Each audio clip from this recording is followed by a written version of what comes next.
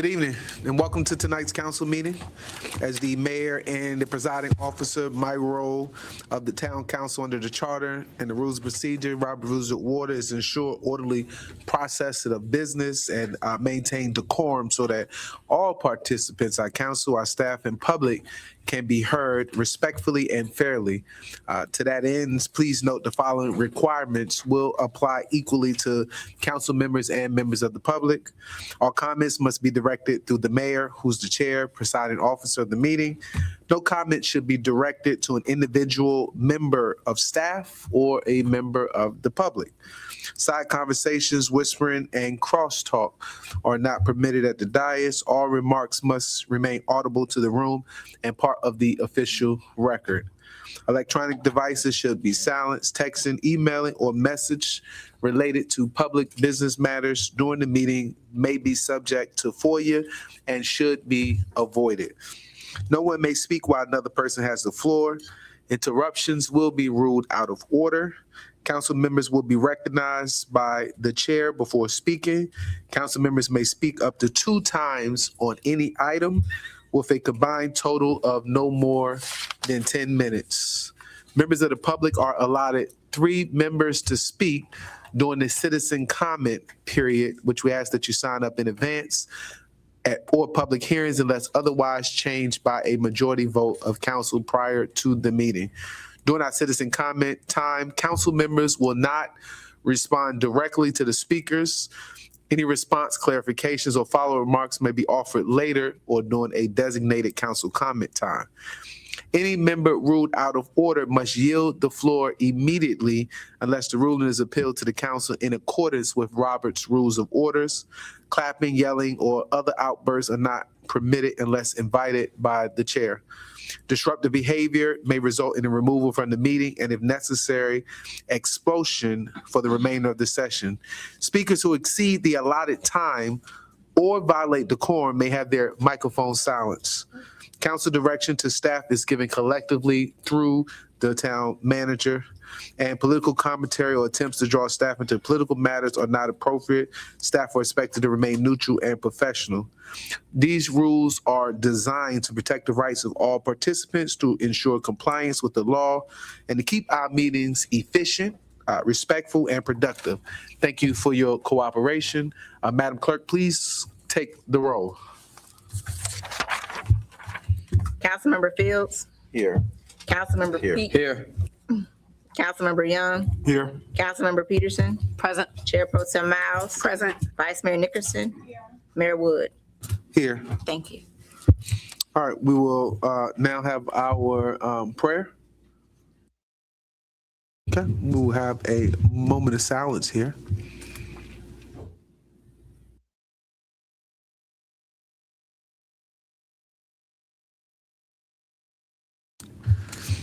Amen. Please rise for the Pledge of Allegiance.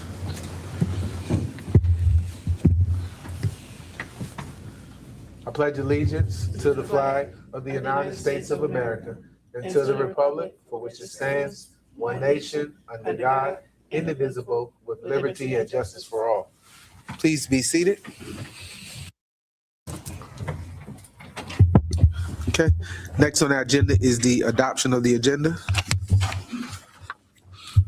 I move we adopt the agenda. Second. Okay, it's been moved and second. Is there any discussion?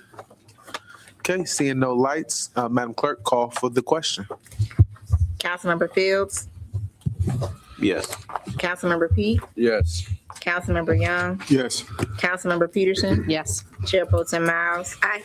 Vice Mayor Nickerson. Yes. Mayor Wood. Yes. That motion's passed. All right. Next on the agenda is awards and proclamation. First is a proclamation recognizing the Villa Motherhood Advocacy Group. Councilman Young. Yes, sir. Thank you, Mr. Mayor. This proclamation is recognizing Villa Motherhood Advocacy Group. Whereas Villa is an all-encompassing motherhood advocacy group and a 501c3 nonprofit organization dedicated to advocating for the rights of mothers and women everywhere, supporting mothers at every stage of motherhood, and giving back to families in need through charitable drives and volunteer efforts. And whereas Villa embraces and exemplifies the belief that it takes a village to raise a child, while further advancing the mission to support and uplift mothers, recognizing that with the birth of every child, a mother is also born anew and deserving of care, support, and advocacy. And Villa works to address the often overlooked needs of mothers, helping to alleviate hardships that can impact entire families by providing meaningful support, resources, and strong network and of care. And whereas Villa is now proudly based in the town of Dumfries, extending its reach nationwide through a growing network of more than 10,000 mothers and supporters who generously volunteer their time and resources to strengthen communities. And through its mission to advocate, support, and give back, Villa continues to make a significant and positive impact by empowering mothers and recognizing their essential role in raising future generations. And whereas Villa's commitment to building stronger families and communities reflects the spirit of unity and resilience, reminding us all that together we are stronger.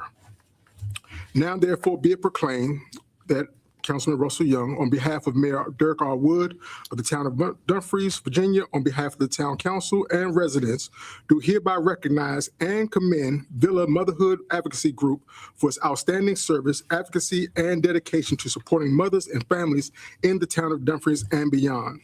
I encourage all residents to join me in celebrating their contributions and thanking them for their continued commitment to strengthening our community. In witness thereof, I have hereby had my in witness hereof, I hereunto set my hand and cause the seal of the town of Dumfries to be affixed this day.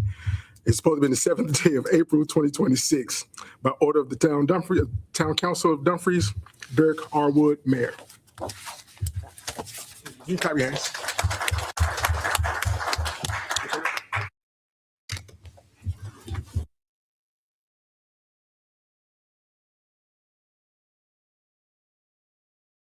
Okay, we have a little speech.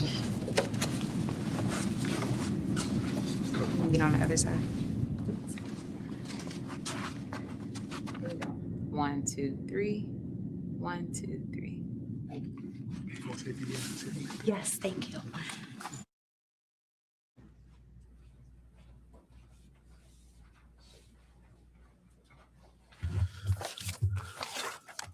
Hello, my name is Angelina Maddox. I'm the philanthropy coordinator at Villa Advocacy Group.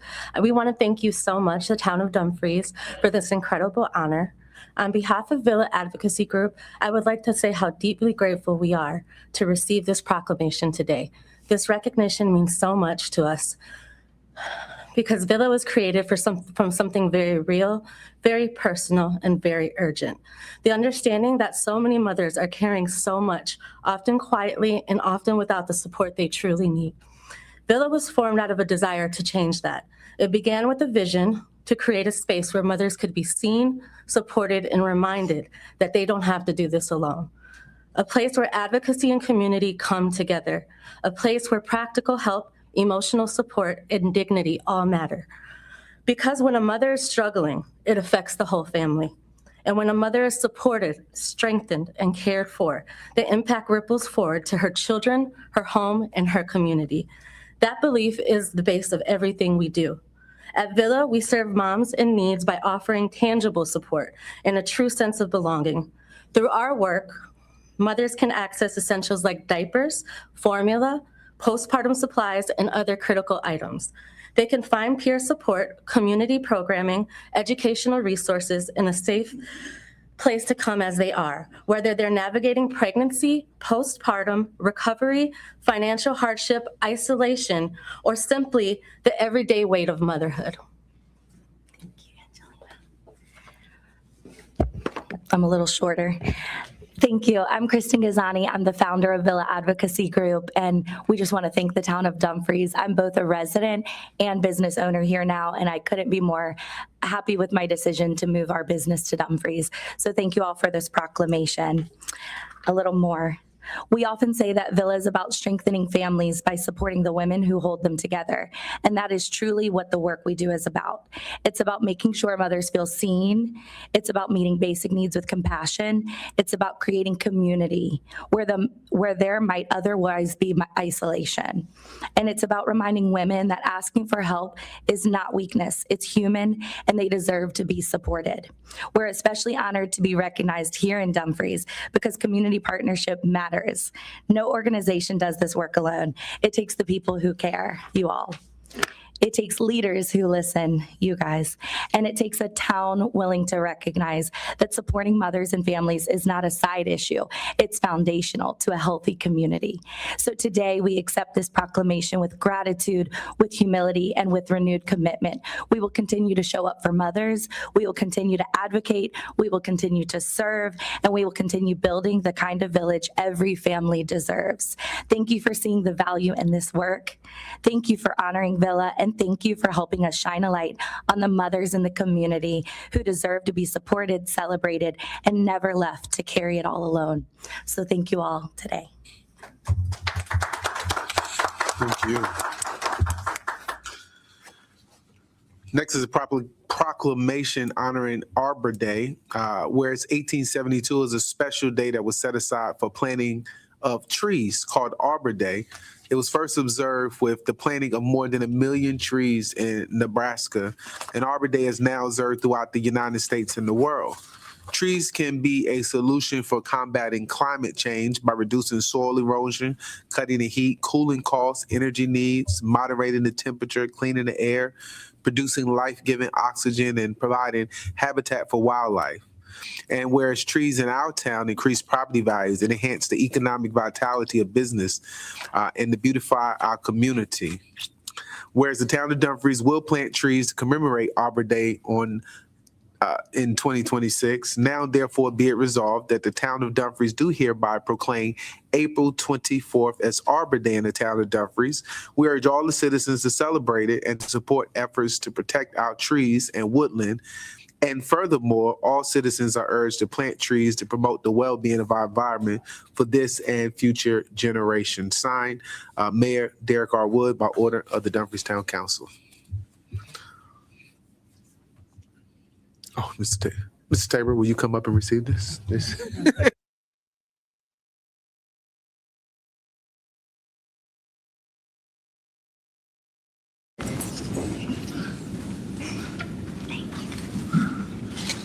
Thank you for planting the trees. 1,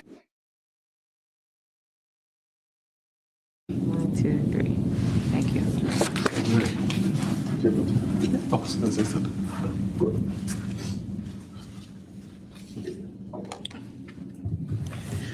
Thank you, Mr. Mayor. Our next proclamation is on behalf of Autism Appreciation Month.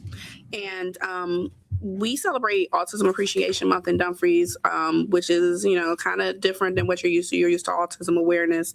You're used to autism acceptance. Where it actually comes from is that autism advocates, as they got older, they were like, okay, we've had enough awareness. We've had enough acceptance. We need to be appreciated for who we are. So out of respect to the work that they've done and respect for their whole humanity, in Dumfries, we do not celebrate Autism Awareness Month. We celebrate Autism Appreciation Month to appreciate the individuals. And a leading organization, I would say the leading agency that really provides resources for individuals on the spectrum in Prince William County is the Community Services Board. So a lot of the services they provide are services that are instrumental in our young adults as they age out of school and they go on to different opportunities. So we will be presenting this proclamation to them. And without any further ado, whereas autism spectrum disorder is a developmental condition that affects individuals in varying ways, influencing communication, behavior, and social interaction. And whereas individuals with autism are valued members of our community who contribute unique perspectives, talents, and strengths that enrich the town of Dumfries. And whereas fostering a culture of understanding, acceptance, and inclusion ensures that individuals with autism have equitable opportunities to live, learn, work, and thrive. And whereas Autism Appreciation Month emphasizes not only awareness, but also respect, acceptance, and celebration of neurodiversity.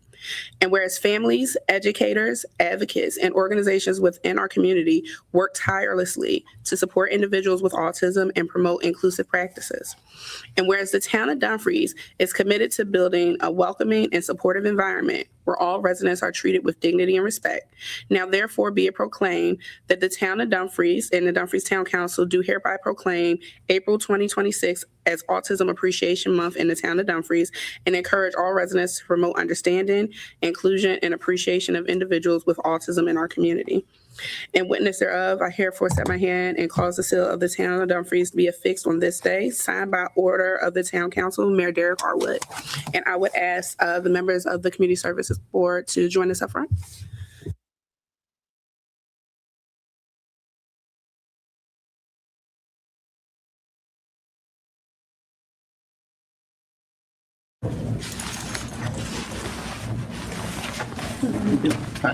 Thank you so much. You need to be in the middle. Here we go. 1, 2, 3. 1, 2, 3. Thank you. Thanks, Miles.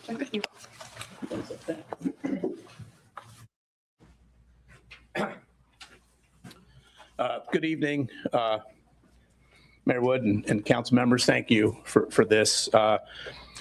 As chairman of the Prince William County Community Services Board, we offer a lot of services across many areas of youth and adults who need services. This is one of those that doesn't always get recognized. So thank you so much for doing that today. And I just want to say that Autism Appreciation Month, I love the name because the talents that some of those folks bring to the table need to be appreciated.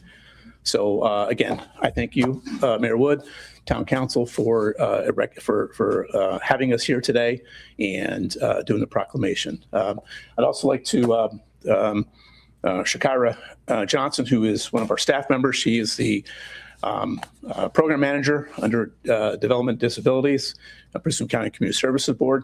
You want to say any words? I'll turn it over to you. Just thank you. Thank you, the board, for your continued support for individuals with autism and other various developmental disabilities. Thank you. Thank you so much. Thank you. All right, next on the agenda is the approval of our April 7th town meeting minutes. Mr. Mayor, I move we approve the minutes from April 7th, 2026. Okay, it's been moved A second. and second. Any discussion? All right, seeing no lights, Madam Clerk, please call for the question. Councilmember Fields, Yes. Councilman Pete, Yes. Councilman Young, Yes. Councilman Peterson, Yes. Chair Pro Tem Miles, Aye. Vice Mayor Nickerson, Yes. Mayor Wood. Yes. That motion's passed. Next, we have citizen Excuse me. comment. Yes. May I have a moment of privilege, please? Okay. So in reference to the minutes, one of the items that was talked about very detailed in the minutes is Eris on Main. So I want to go back to something that was spoken about in the meeting minutes, specifically Eris on Main. Mr. Lazarus presented to us the plans for that development, specifically 274 units, 314 parking spaces, and 7 visitor spaces. And I'm not confident that the current plan will sufficiently accommodate the residents and the visitors there. And so I have concerns about that. And I would like for us to proactively look into addressing that before the plan goes any further. So with that, because it raises concerns around parking and potential spillover into the surrounding areas. We don't have street parking, and we're very limited with what that spillover will look like. So I'd like to ask staff to proactively look into that, to specifically evaluate what options we have as a locality to ensure that this plan aligns with our standards and community expectations. I would like to know if we have any minimum parking requirements, flexibility in our code or conditions that we can revisit to address this. And I'd like to see this addressed now, before the plan goes any further.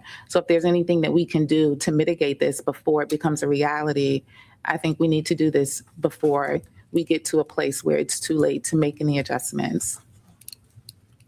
And I'd like the council's support to direct staff to proactively evaluate this now and come back to council or present it to the developer before we go too far with that plan. Yeah, I'm just gonna say that's kind of out of order right now. It's already approved plan that's been through the planning commission. It's already been through here. That's why my question was, do we have options? Evaluate whether or not there are Yeah, options. so that will come back to, it's already an approved plan that he presented. He was just coming to give us an update. It was a courtesy update. So the plan was already approved and went through. So that's why my question is to evaluate what options we may have, because I recognize that it's a plan and I've stated that it is a plan. My question is to evaluate what options we may have to address what is clearly a concern that we have all talked about on this dais to mitigate what will clearly become a problem. So if there's anything that we can look at in the code, if there's conversation that we need to have with the attorney, what options do we have? Even if it's conversation that we have with the developer, we need to proactively address this before it goes too far. So the question is for staff to evaluate what options we do have, considering that it is already a plan. So that's what the question is. Can we ask staff to evaluate what options we may have, considering it is already a plan? Okay, so That's the question. it's not an agenda item. You were asking for an addendum to the minutes, or you was talking about. No, this I did earlier? not ask for an addendum to the Okay, point of minutes. privilege, yeah. So it's not in order right now to do anything with that project. It's not on tonight's agenda. So are you telling me then that from the dais, I can't get council's support to direct staff? It's not on tonight's agenda, not for that item. Not for a item that's not on tonight's agenda. So with my point of privilege, I can't direct staff from the dais. Is that what you're telling me? Madam Attorney, can you give a point of clarity, please? Thank you, Mr. Mayor. With respect to the point of privilege, there are limits to what matters can be addressed. I don't recall whether directing staff would be a part of that. Generally speaking, a simple motion before the body can be entertained at any time before the meeting expires. But with respect to the point of privilege, there's where the concern would be. So then what is the proper way then to do that if it's not a motion that's on the agenda? So under Roberts, a motion is not limited to just those matters that are before the body.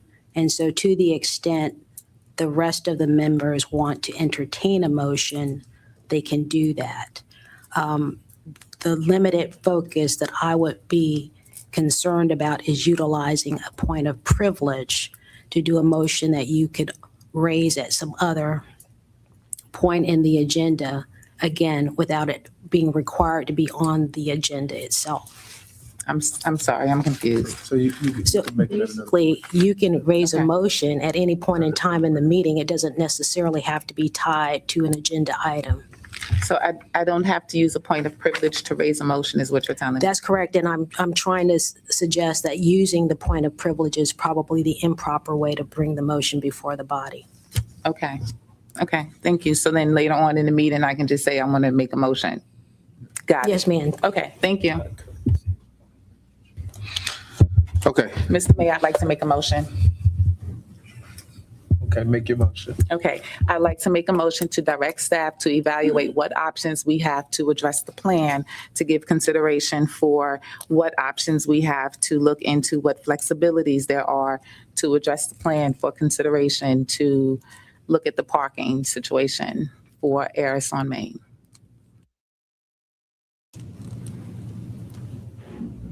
So my motion is to direct staff to evaluate what flexibilities we have to address the concerns that the council has with parking related to Aris on Main. Second.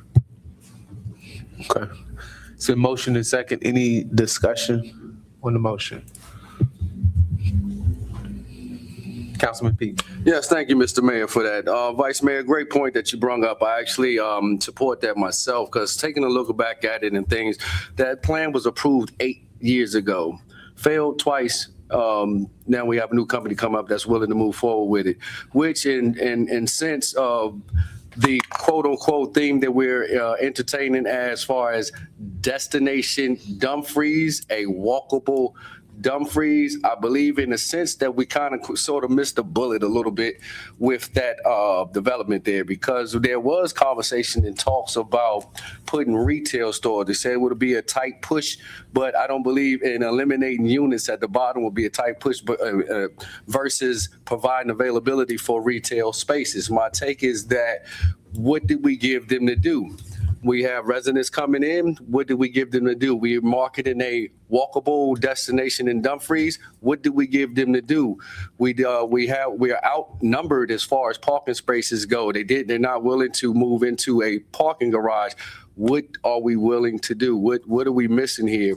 We're missing the whole concept of what we're targeting for as far as being a destination Dumfries, a drive to, don't just drive through, drive to, destination, walkable Dumfries. Like I said, and going up to the National Harbor this past weekend, I had the chance to, and some of you all have been there as well, I had the chance to actually even take pictures. Mr. Mayor, I'll share them with you. I had a chance to take pictures of apartment buildings on top of retail, and I'm watching a walkable destination. And at the same time, adjacent from that, I see a parking garage.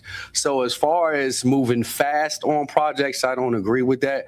But as far as making the best steps forward for the future, I believe definitely we should look into that, Mr. Mayor. With that, I yield. Chair Pro Tem. Thank you, Mr. Mayor.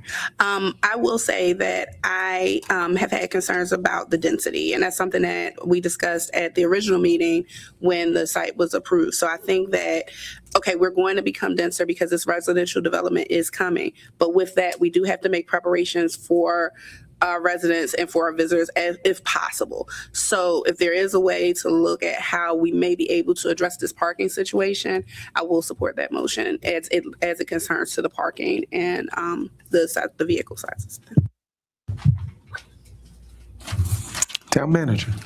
Only question I have is timeline expectation. So I know once council makes their decision. Hold on, we're still Yes, sir. debating the motion. That's a question. Okay. I'm gonna say this. When the plan got a plan approved last year, I'm pretty confident in our planning staff, planning commission, and the decisions we made that looked at all our parking guidelines, that looked at this project and relates to what it is. We haven't violated any of our zoning as far as the parking is concerned on it. That developer came in and purchased an approved plan. So just be mindful that when we have approved plans that developers come in and buy and take over and they build on, that's exactly what they're doing. So seeing no other debate, Vice Mayor. So two things. First of all, it's not a new developer. Let's be adamantly clear about that. It's not a new developer. It is the same developer. The gentleman that stood here and talked in front of us is not a new developer. He is a new representative of the current developer. And when we had those conversations, I don't recall the number of parking spaces being a part of the conversation. Maybe I wasn't here that night, or maybe I didn't hear when they talked about everything else but parking. So I want to be clear on that. We're not talking about a new developer. We're talking about the same developer, the developer who came in here and asked us to change up the use permit from what we originally agreed upon, which, to Pro Tem's point and Councilman Pete's point, aligned with our original plan, which was a walkable Main Street. And the board, the council, voted to go along with what the previously named developer wanted to do, which was to go all residential. And in going all residential, I do not recall in that very contentious conversation that there was any talk about the number of parking spaces, let alone how many of them would be designated for visitors. It was not until the last meeting we had when the gentleman stood up there and was specifically asked how many of the designated parking spaces would be for visitors that it came out that there would only be 7 parking spaces designated for visitors when there are 314 parking spaces for 274 units. Nowhere does that make sense. Nowhere else did we have a conversation that brought out the fact that there would be only 7 visitor spaces for 274 units. That math doesn't math. And it is not a new developer, though it's been presented as such. It is the same developer, just with different representation. So I would like for everybody to be very clear on that.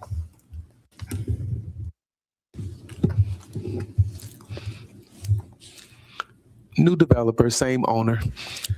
Call for the question. Councilmember Fields, Yes. Councilmember Pete, Yes. Councilmember Young, Yes. Councilmember Peterson, Yes. Chair Pro Tem Miles, Aye. Vice Mayor Nickerson, Yes.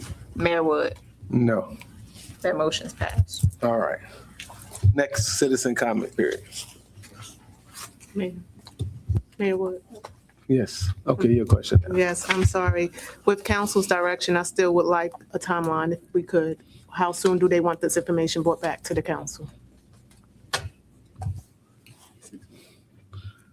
Yeah, I mean, I think if you can get us the approved plans with include the parking as soon as you can, because I think that's an easy one. And then the second part, if you could bring it back by the next council meeting, that'd be great. It's my ask. So what I would like is for due diligence performed. And if it takes more than 2 or 3 weeks, just get back to let us know that you need more time. Okay. Thank you. Okay, citizen comment time. We have one person that is signed up to speak. That is Mr. Harlem Cooley.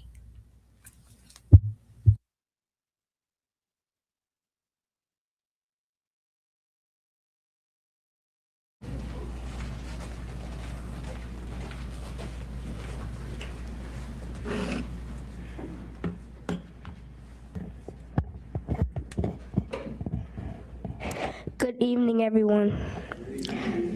My name is Harlem Cooley. I am 10 years old. I attend Covington Harper Elementary School. I am an honor student. I am an aspiring actor and maybe one day a future politician.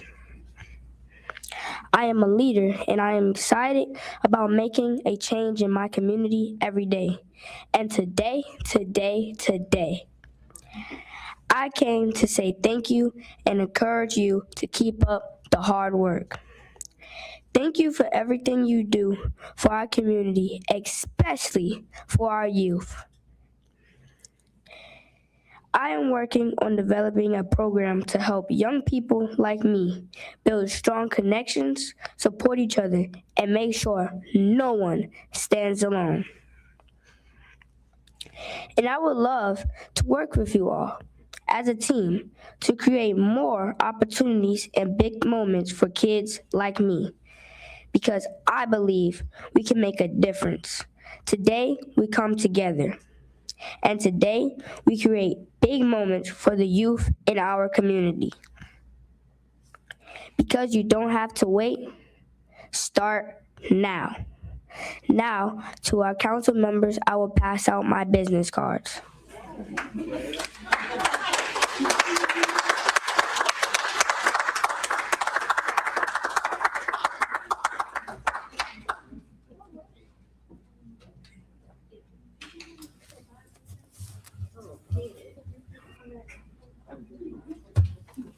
Pimp daddy with it, no? Wait a minute. Thank you, sir.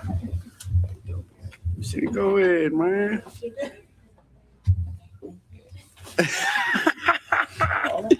Tell her I can't give you one because I ran out. All right. Next on our agenda is our reports and presentations. We have our quarterly financial report from our town treasurer, Mr. Garland Miller.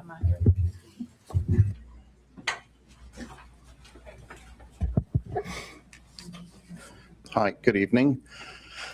It is my pleasure to present the third quarter treasurer's report for the town of Dumfries. This is, as usual, the same format that you're used to seeing, which is the 13-page report. Specifically, as usual, focusing our attention on page 2, which outlines where the cash and the savings are located. On the top section, we outline our checking accounts, general and several of the smaller ones. We currently have almost 10.6 million. This is an increase of about 1.1 million over the previous quarter. Underneath that, we have a number of savings accounts that have, various balances of income in those. Generally, it changes by interest. So you can see that that's increased by almost $1,900.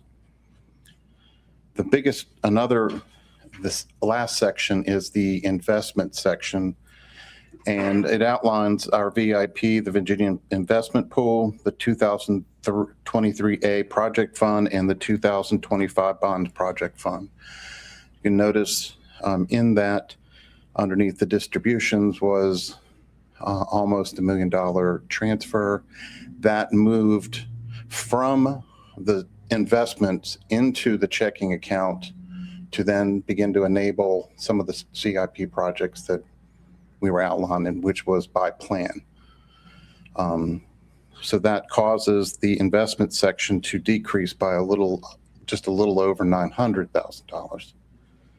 Overall, the position of the town increased from just a little over $20,900,000 to $21,163,000, which is an increase of the 900,000. It's an increase of like $200,000 overall within the transactions that have occurred. The remainder of the report is the deposits are all listed from pages 3 to 7, and the disbursements are listed from pages 8 to 13. And with that, obviously, you'd have time to review through that, but I didn't know if there's any questions, but I will, bring this report to a close. Okay, council, any questions on the treasurer's report? Thank you, Mr. Garland, for your diligence, and we appreciate it. And this is through March, the end of March? Yes. What was the increase in the I guess just the gaming revenue? Because I know there was a huge gain that month. Did you have that number? The deposit? Generally, well, the increase from the third quarter I don't have the total number off the top of my head. We are on pace we are approaching what we expected to be our budget for the year. So we're still on track to be very close to that budget. That's good. Which is 5.5 million. Okay. Thank you. Thank you. Next on our agenda is a presentation from our small area plan. Kimley Horn.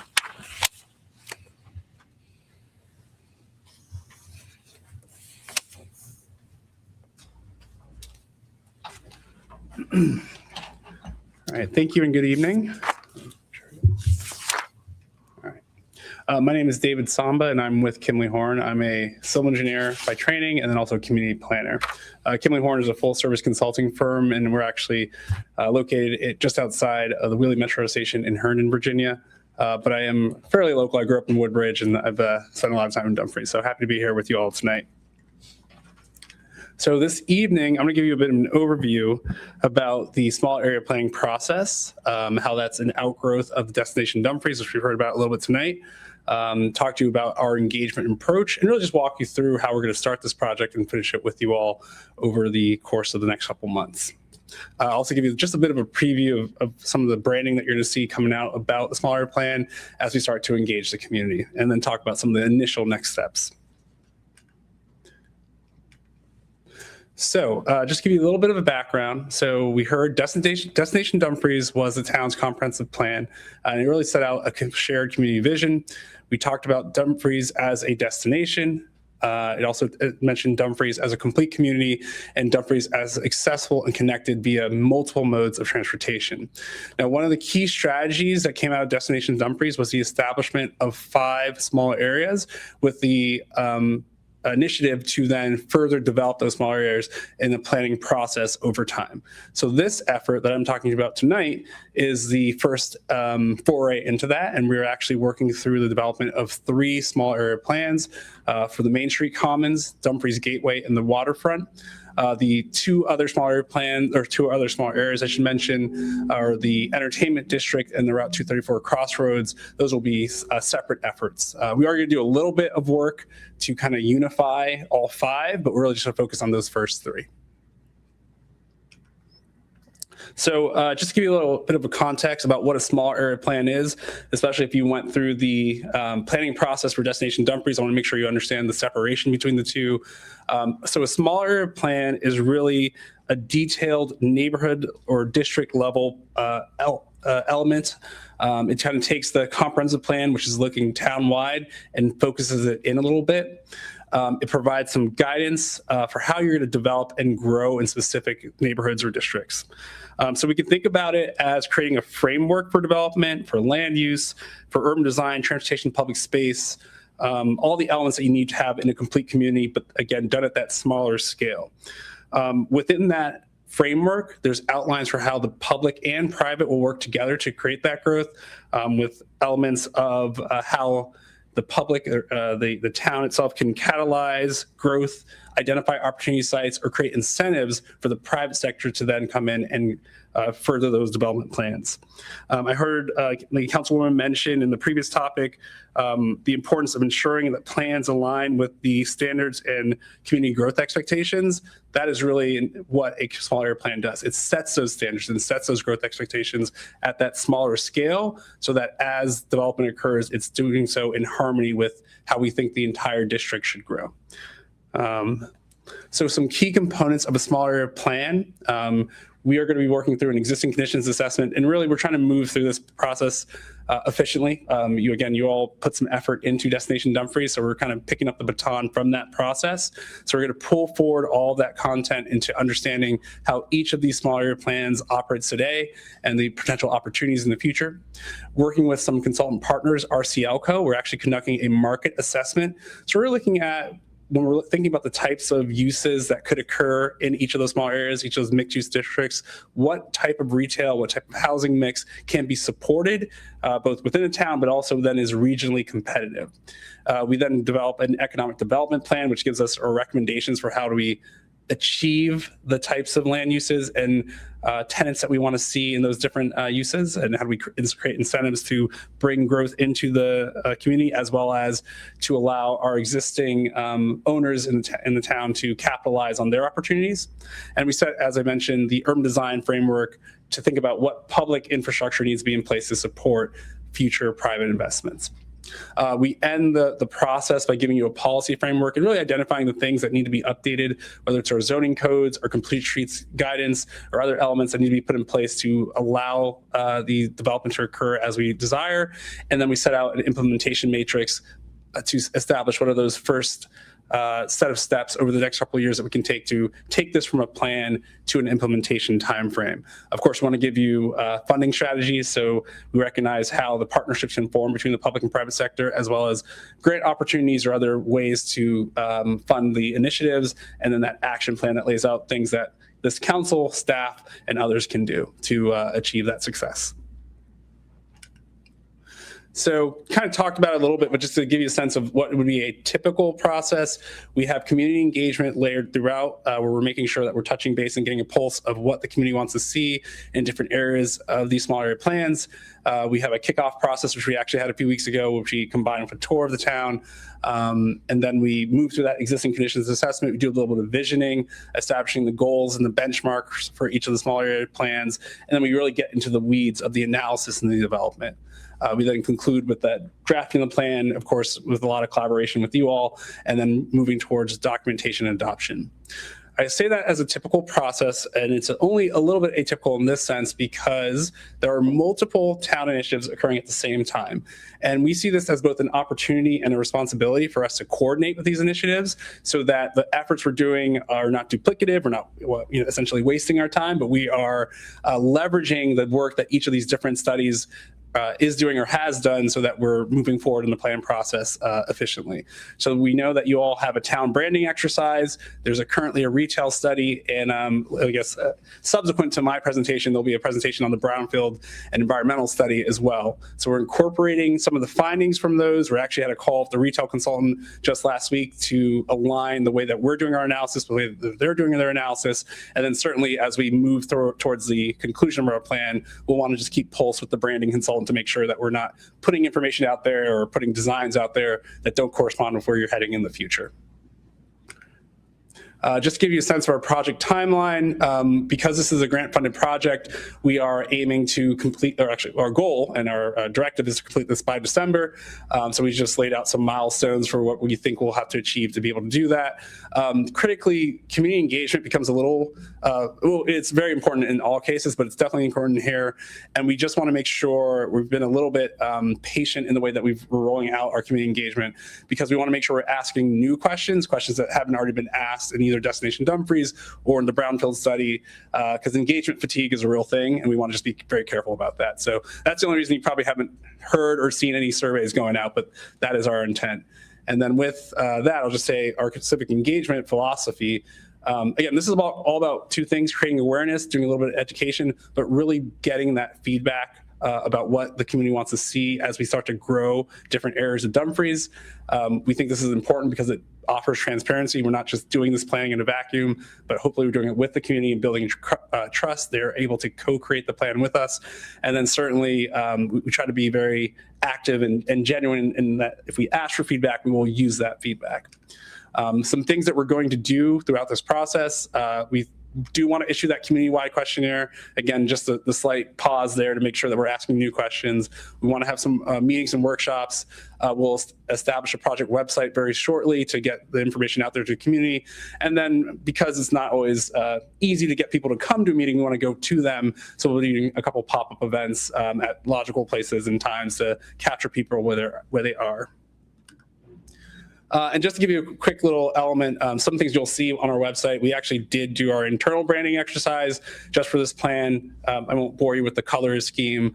Again, it's probably more evocative of your current branding than anything future, but you might see some of these icons and logos floating around on some materials soon. So this entire process is a small area planning process, but because we're focusing on those three mixed-use hubs, districts, we wanted to have some sort of sub-branding that allowed us to talk about and evoke each of those, as you can see there. And as I mentioned, sometimes we'll be thinking about all 5 districts. So we actually did create a small branding element for the entertainment district and the crossroads as well.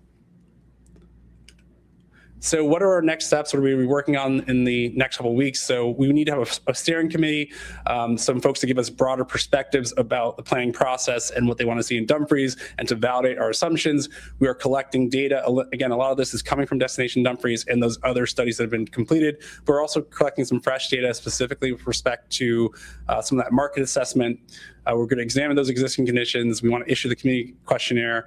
And then very shortly, you'll see that launch to the public website. We'll spend the spring and into the summer conducting our analysis. There'll be some touch points with this council as well as the rest of the planning staff to make sure that we are making progress and also giving you timely updates.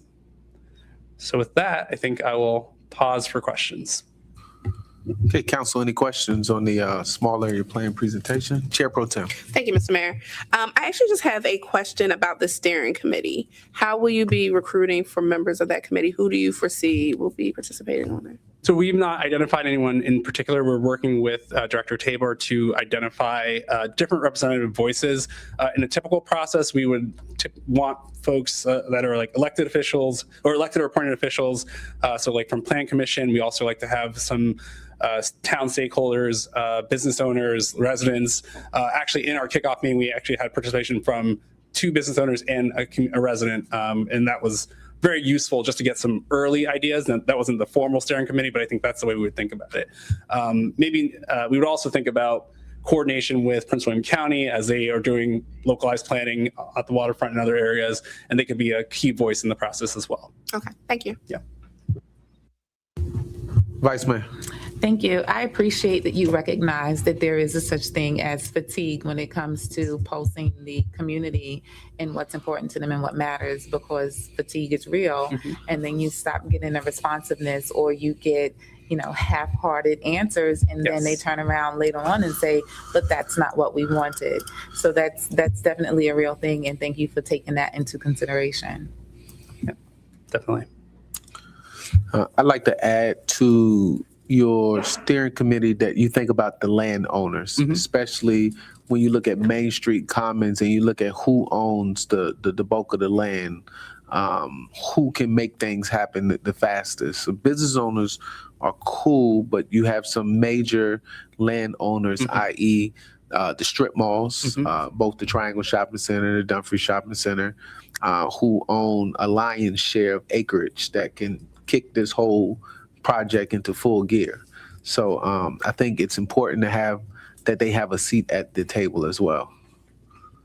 So I just wanted to make sure that, oftentimes they get left out because maybe they are in other locations and they're not here on their property, but I want to make sure that their voices are heard. So yeah, all set, Mayor Wood. All right, thank you for your presentation, and we're looking forward to seeing you out there in the community. Thank you. All right, next is a presentation for our FY 26-27 Capital Improvement Plan budget.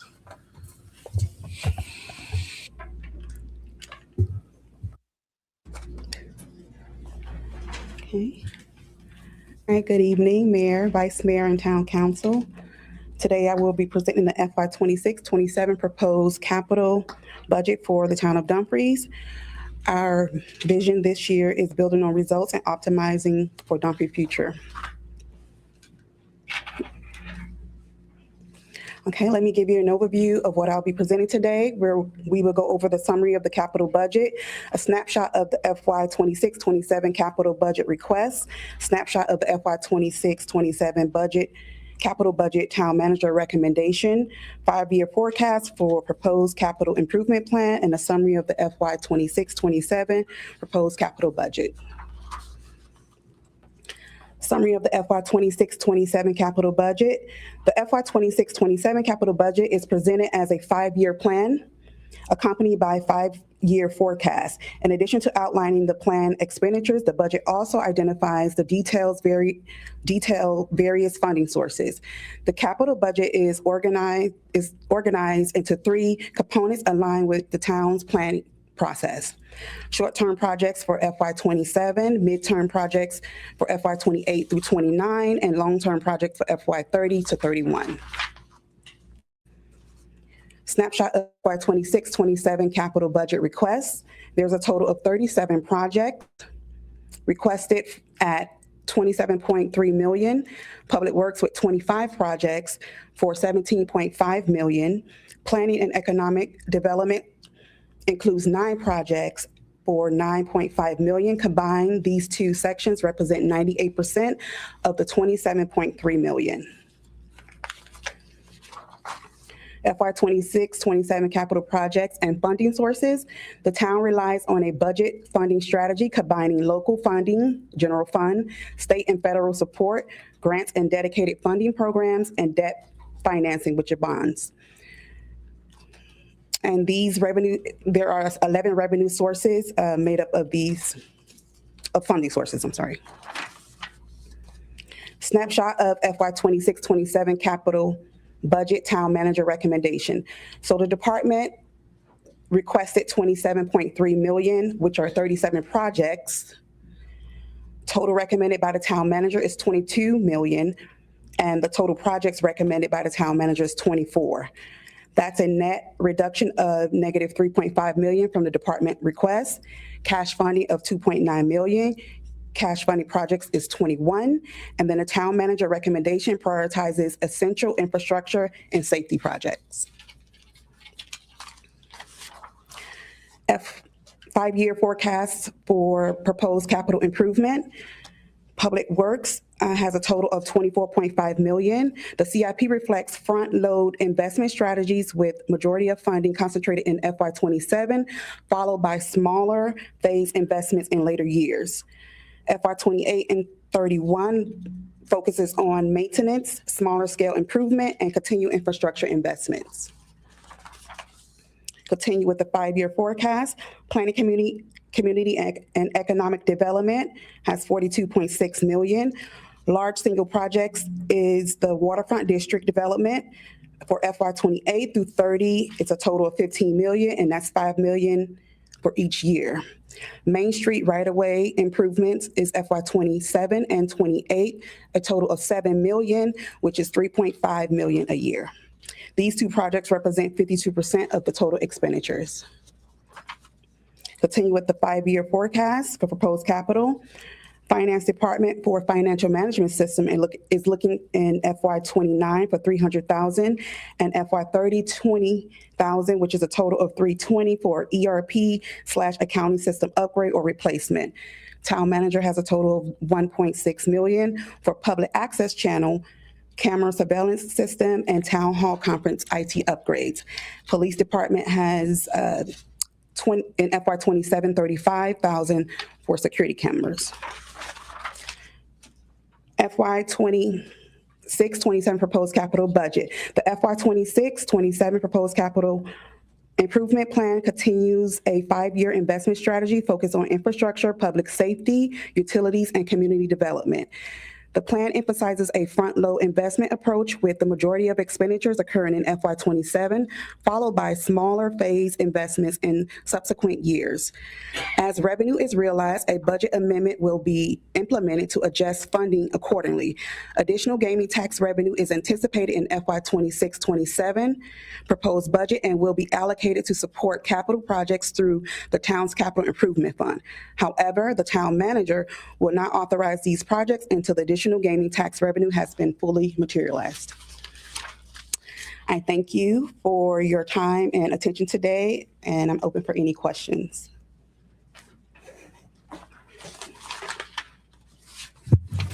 So I guess I just have one question on it.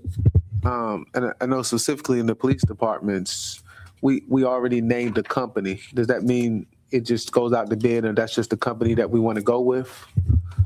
In regards to which project, sir? I'm sorry. The flock.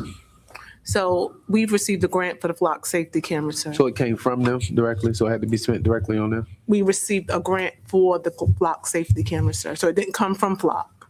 But it said specifically that brand in the Yes, grant. Okay, I yes. just wanted to show. Okay.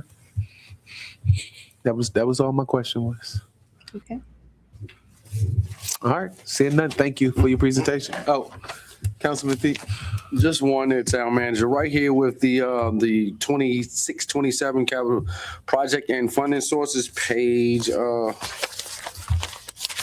right here it says 68 in the corner. Big 6.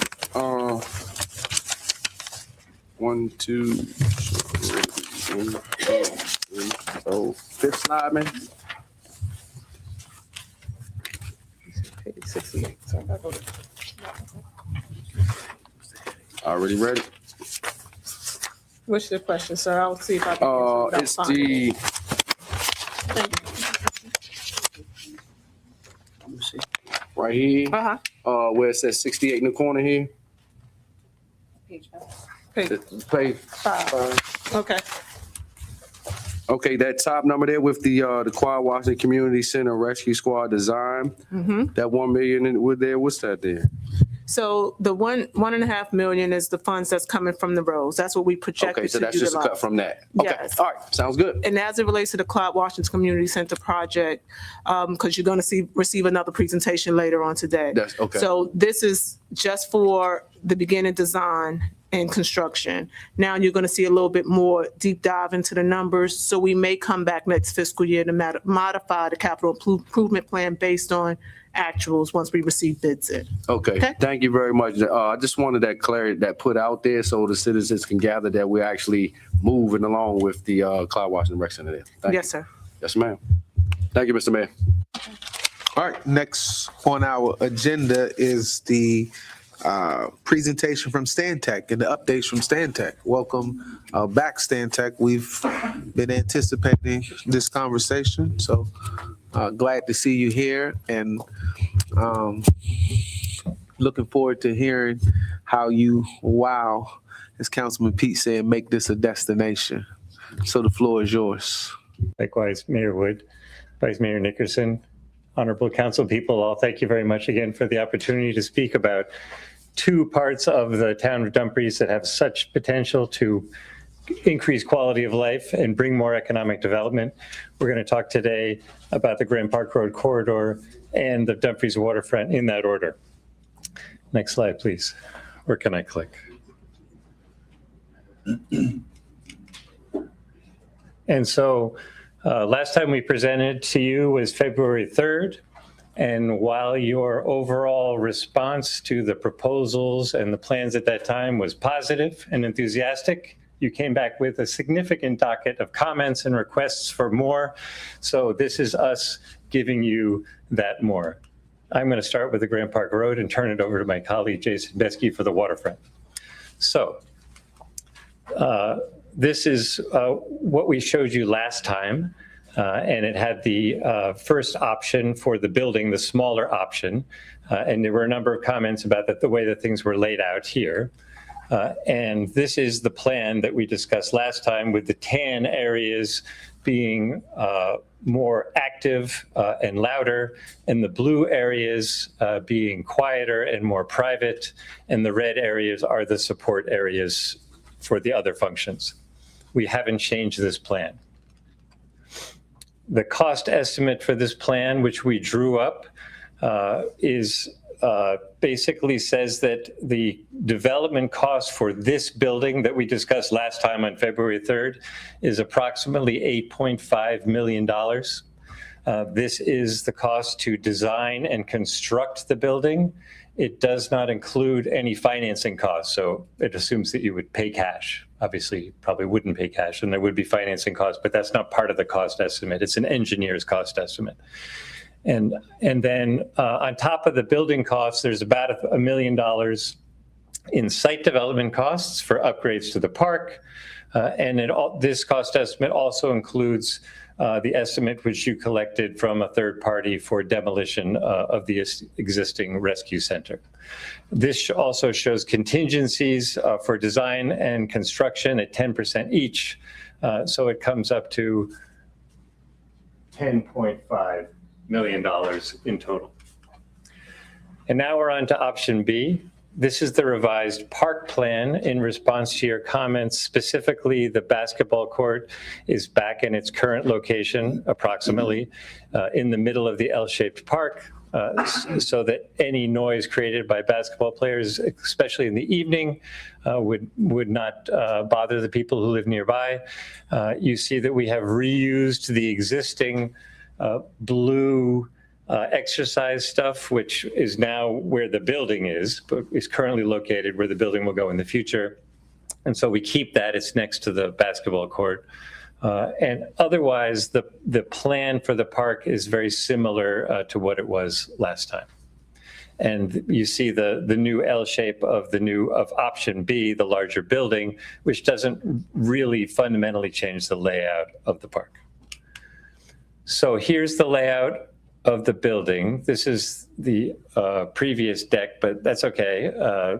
You have The one we sent later today has larger images to dig into it, but we'll give you the first overview, and if you want to, dig in more, we can do that.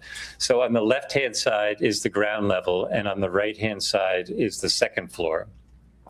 The ground level has the ballroom expanded to accommodate a high school basketball court. That's in the bottom left corner of the left-hand plan. It also includes a 25-yard pool, regulation competition pool in the U.S., especially at high school level. Behind it, 6-lane pool. The ground floor, the other change on the ground floor is that we've brought some of the common spaces, the multi-use spaces, which are blue, closer to the front of the building to activate the facade so that more is visible from the outside. It kind of engages the neighborhood. You see the lounge area is now in the lobby just inside the entrance on the left. And there's also a meeting room and the co-working space. To get to the pool, you can either go from that left to right white hallway through the locker rooms, and those are yellow, or you can go through the hallway to the right of the locker rooms, which has a glass wall on the right overlooking the patio. On the second floor, both the basketball court and the pool are 2-story spaces. So they're double height spaces. There's no floor above them, only a roof 2 floors up, right? So they're, approximately 20, 25 feet, big spaces, because they're big rooms. They should be. And around the edge of the basketball court / ballroom space is a running track, part of the exercise facilities. And then above the locker rooms on the first floor are the weight room and the fitness room, and those look onto the pool below. And second floor plan is fleshed out also by the blue spaces in the bottom right corner, which are the classroom spaces and also the art room. This building is quite a bit larger at 39,000 square feet. The other one was rounding up 16,000, so it's more than twice as big. The construction cost is also significantly more. It's about $18.5 million for the building itself, and then adding in the same cost for site development and demolition, it comes out to 19.5, with a design contingency of 10% and a construction contingency of 10%. Our estimate at this preliminary stage, obviously rough, but not that far off. We brought in our pool specialist who does nothing but design and cost pools. And we used an excellent team of architects and building engineers. It's about a $24 million building for option B. In terms of timeline and actions, it's quite straightforward. You all will make a decision as to which one you're going with. You'll prepare a business and operating plan to see what revenue can contribute to operating costs in terms of rentals, concessions, fees, other things. Then you'll contract out the design and contract out the construction. So it's quite straightforward in terms of implementing plan. That's it for the Claude Washington Community Center and Ginn Memorial Park. And now we're going to talk about the Waterfront District. Jason, please. All right. Thank you. Thank you, John. Thank you, Mayor and Council. I'll take my remaining 3 minutes and try to get you excited about what we've come up with, the comments we've taken. First, I want to say this slide here, it does have a lot of text that can guide you through the types of activities. But a key takeaway I would like you to have is the framework which we are developing, which shows 2 new roads potentially going east and west, and then roads going north and south that would start to create a block structure, create that walkable place where you could put buildings at the street level in generous public realm. We also, you'll see in the middle is a central green spine that connects Main Street to the waterfront. We look at the waterfront as the destination, as the hub of this community. But when you get to the waterfront, you'll see the red here. That is what we are calling the hub. Actually, I look at this whole area as the hub of the community, and look at that plaza, the waterfront access, as the heart of the community. This is where the excitement is going to happen. Water-facing restaurants, multifamily housing. Actually, let me advance the slide here and start to show you how that lays out. We created the concept plan here that accommodates everything from pedestrian to vehicular traffic. One of the key features here is a boardwalk that wraps the circumference of Quantico Creek around the point where we show a potential nature education center. And then around to the hub, you'll see that continuous boardwalk. You'll also see, and I'm going to go forward real quick here just to show you how that zooms out. Let's see. This is a better one to look at, and let me explain that to you. You can see a marina on the mid-right on the boardwalk there. And that's one key access point to the water. And then you can see on Quantico Creek to the south, on the south end there, that is another access point. So one thing that is important to remember here is that this plan is really based on being environmentally sensitive. In the future, understanding the hydrology and the function of the creek and what needs to be done to invite that development here. So we do, and I want to make sure I get this out, we do lay out a number of implementation steps from the environmental side and from the town side, a way to put your ducks in a row, so to speak, to move towards this development. But what you can see is an array of mixed-use development and potential for some institutional facilities such as a college. We talked about HBCU potentially locating at this place. We talked about, missing one thing. Museum of Tobacco. Thank you, the Museum of Tobacco. So we've designated a couple of institutional locations, but I think this plan, and you can start to see how the framework plays out with the way it creates the blocks, the buildings, the open spaces, and then the mobility, the way to get around from vehicular to pedestrian.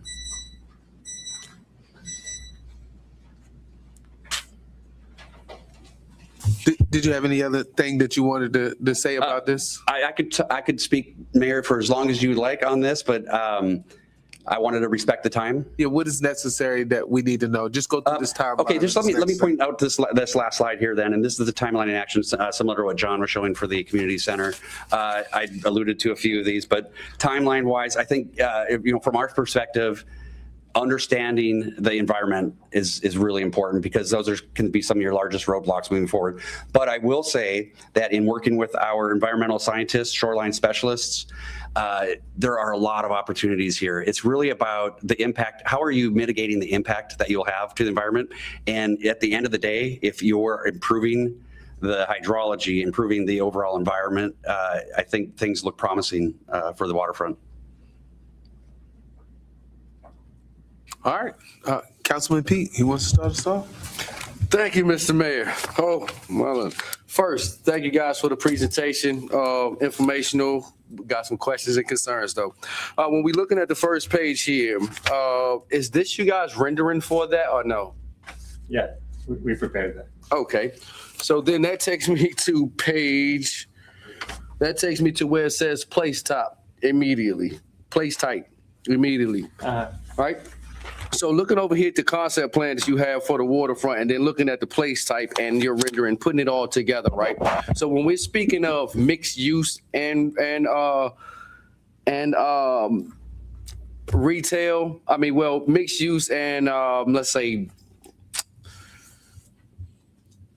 retail and residential on the mixed use, right? So, but when I'm looking here at the place type, I see almost the same concept of the blueprint that was presented to us some time ago, right?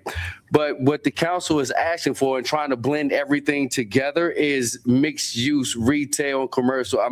Commercial spaces in retail and residential as well as the water amenities, right? But when I'm looking at this place type here, this looks like about maybe 85% of residential here.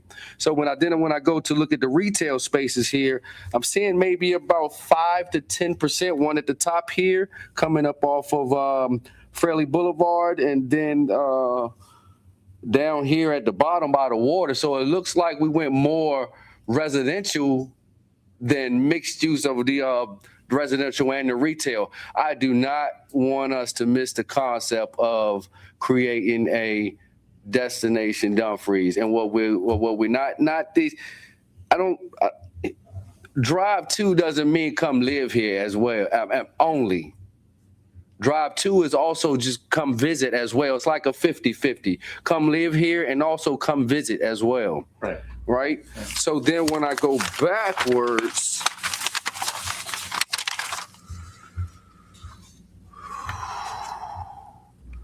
when I go back to your Ginn Memorial Park, man, I'm looking at both plans, right? And I'm seeing that we're missing out on the parking, as well as we're bringing in hundreds of residential that needs to be an offset for them to be able to park.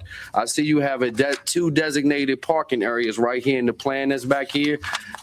Is that sufficient enough to? I'm sorry, Mr. Pete, you're on Ginn Memorial Park now or at the I'm waterfront? combining your whole presentation, Right. pretty much. But the parking was for which area? Both. Okay. Both. So when I go to Ginn Memorial Park, I look at the concept B and A, right? And what I see is that the parking amenities has been taken away out of the main area where it was at and shifted over to the recreational side on the right-hand side. That's not good. We have big events there that load up, and people definitely on the overload, they park in the shopping center up there by Walgreens and walk down. Me personally, I would like to see us keep some of our parking there, because if we're creating this and this changes and everything, where do they park? I don't think they would want to park at the end of the rec center way over there and then walk up. Can we keep that parking for the park itself and also for the recreational side, so they can have their own park that supports what they're trying to bring to the town there? Then I didn't see it in the option B plan here. Is there a conference center in there or a room in there where people can rent out a space there or anything like that? I see There are a lot of multi-purpose rooms, and they would definitely be for rent. In your business and operating plan, you'll decide which ones you want to rent out, but that there are meeting rooms and co-working rooms and other spaces that can certainly be rented out. Okay, sounds good. Not to harp on it too long, but just to brush off the concerns. Yeah. Right. So now when I look at the concept A and B, I don't see the restroom. The restroom that was in the park, where would that be? And then also with the building. Say again? The restroom in the building. Not in the building. The restroom in the building that's at Ginn Memorial Park. Yeah. Yeah, I don't see this in the plan here. And then I see that you guys shifted the playground up closer to the street. That's not safe for me and my children or our children. I'd rather them be offset of the main drag there, the main road there. As well as we make these amenities and changes, looking at making these changes to our amenities, we definitely have to take in consideration safety first, and also parking, and also the residential of what I'm always speaking about, of them that live around the park area. So we can make sure the ones that during the daytime, if they work at night, that they're not being too disturbed from the enjoyment at the park there. And then you mentioned one more there, and I believe that wraps me up. You mentioned demo up in there. Do you have any, roundabout when are we close to demoing? The demo cost estimate, which a third party prepared on your behalf, was $110,000, and that would relate to the former rescue facility. So Councilmember Pete, we are in the process of developing the scope to bid out the demolition. So we're in the very beginning of that. All right. Okay. All right. Just want to keep our citizens updated. We moving, y'all. We getting it. We all move. Okay. So with that, last one. On the waterfront framework, I see you have the pier there. I didn't see, I hope so, that's part of it, that the fishing spot amenities are included into that as well. Then here it is. You mentioned marina. What is that to you? What does that look like? It's a place where small craft can access from the Potomac River coming up Quantico Creek. They can park their boats and avail themselves of the commercial and other opportunities in the district. And there'd be slips for the boats to pull up and dock. Say again? There'd be slips for the boats to pull up and dock and get out. Okay. That's boat parking. All right, then with that. And once you can get all the way up there in a boat, that opens up also the possibility of having a Coast Guard rescue facility, which has been named a number of times as a potential programmatic feature. Okay, so that, okay, I like that because I definitely want to make sure that we maximize our retail and recreational around here. We're going to get our residential. We're going to get that. Yeah. You know, I just don't want us to miss out. More retail in this version than in the previous one, but you don't always see it because it's a top-down view. You see the roofs of the buildings. You can't tell what's on the ground floor. Right, that's why I have to ask you. Yeah, and if you go, it's tough. So just to address a couple things real quick. Okay. The parking structures you see would be the ones that are accessible to public. That doesn't mean that other residential couldn't have a dedicated parking structure and accommodate those units. I do want to. They're gray on this drawing, by the way. All the Yeah, gray. I'm tracking. I see where the Okay. two locations are at on the mid port and the port front. Yeah. Those two. But then my concern was, okay, they have 80% of a design here of residential. Where's the parking? Yeah, right. Understood. A couple things here as well. When you think about the commercial space, you want to see more. We want to make sure it's right size. So in working with the next small area plan process, we look at this framework that team will help calibrate that through further discussions with you. So you can fine tune the numbers of units and the densities and the amount of commercial. But we wanted in a concept plan, one of the principles is being able to put those uses close to one another, so you get that the impact and close to the waterfront, a lot of restaurants, the retail, the walkability.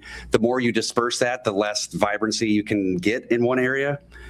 So we try to keep that type of a use, the commercial mixed use, vibrant, later hours, and family activities closer to. Where's your parking for the waterfront side? And that would be, there's that gray garage you can see just above the marina.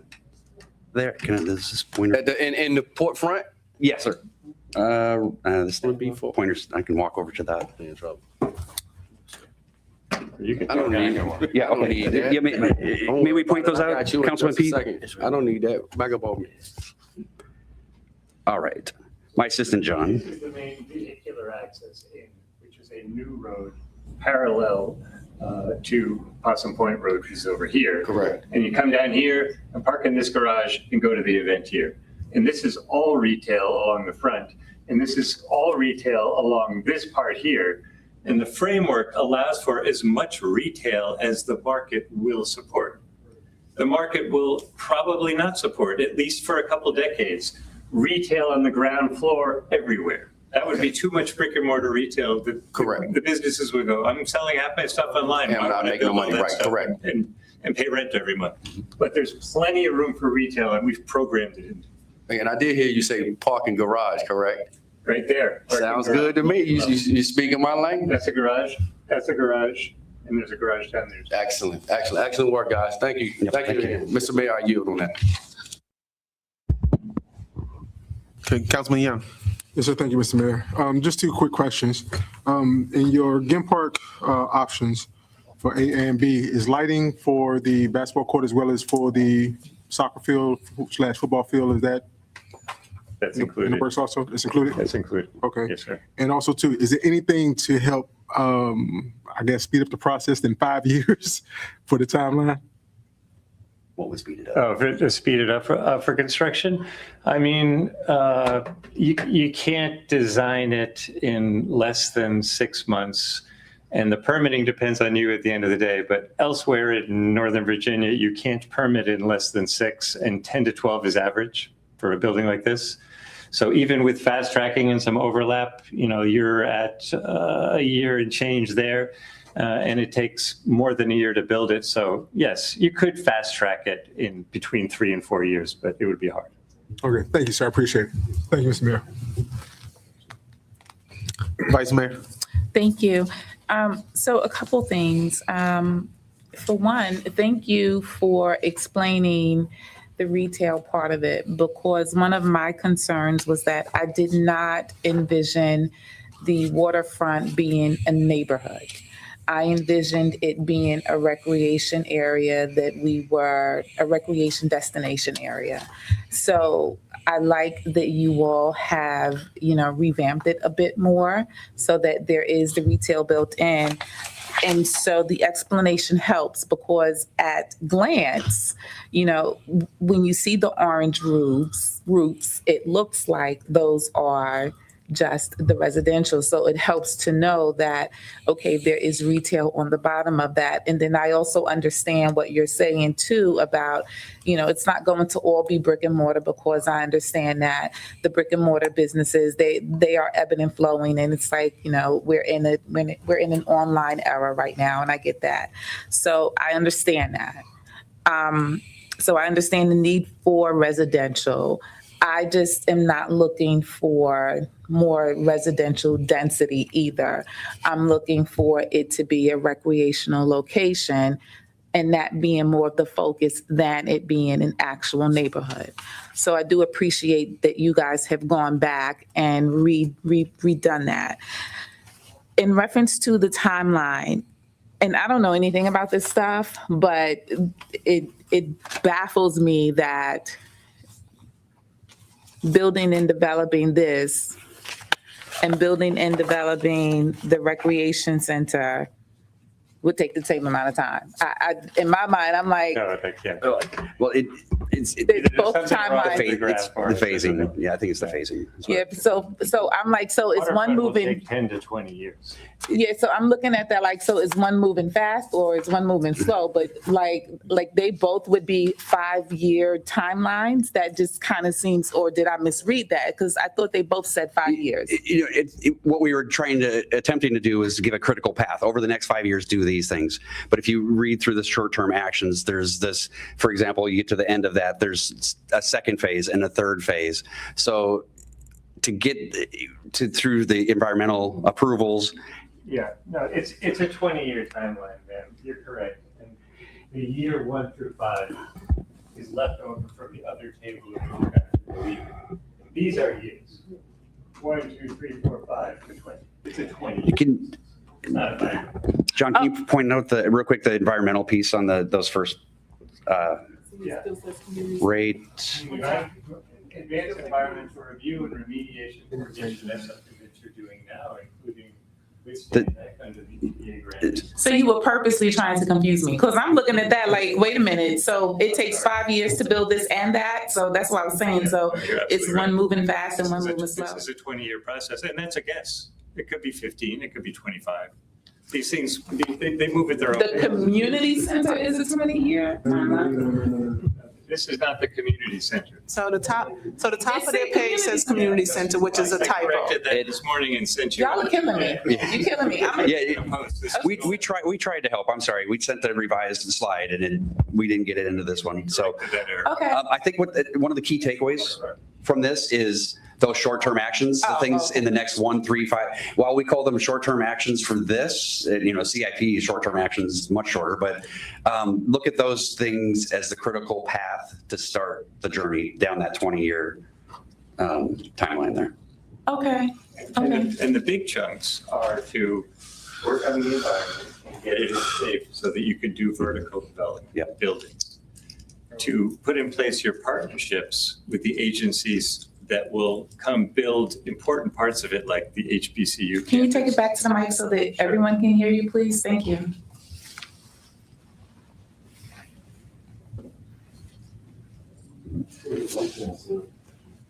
Building those institutional partnerships that the mayor and others among you are already working to put into place, so that those other powerful and wealthy institutions can come along with you. And then our suggestion would be to partner with a master developer, an entity which is experienced in doing multi-use district development like this over time. And that developer will contract out certain chunks of the plan. Think of it as a block to a sub-developer who will do the museum, who will do the plaza and the retail next to it, who will do the marina, who will do the other part. And that's how you can move the different parts along in parallel over time. And then the last piece is that it's phased. You do one part of it, one of those place types, like the one at the end, probably with the hub plaza first. And when that's mostly built, then do the part in the middle, and then do the part in the back. And each part will take 3 to 5 years. Understood. Thank you for that. With that said, can we go back to the community center and speak very intentionally then about what that timeline looks like? Because that is the timeline that our residents are very interested in what is a realistic timeline for that from approval. Once the council approves what the plan is that we are going to move forward with, what is a realistic timeline from approval to ribbon cutting for the community center if we were to go with the biggest bang, which is the option that includes the multi-level and the pool? What is a realistic timeline for that? Well, the timeline for the two options wouldn't be that much different. It would take a little longer to build the pool. Maybe it's 6 months more, right? But otherwise, it's pretty much the same, regardless of which one you choose. The steps are approval, permitting, which runs parallel with design, complete the design, contract out the construction, and build it. So that is a 5-year timeline. That's a 5-year timeline. That one is, okay, that one is 5 years. I want to make sure then. Right, as Councilman Young said, it can be collapsed a little bit. You can fast track it. Maybe 4 is possible. Okay.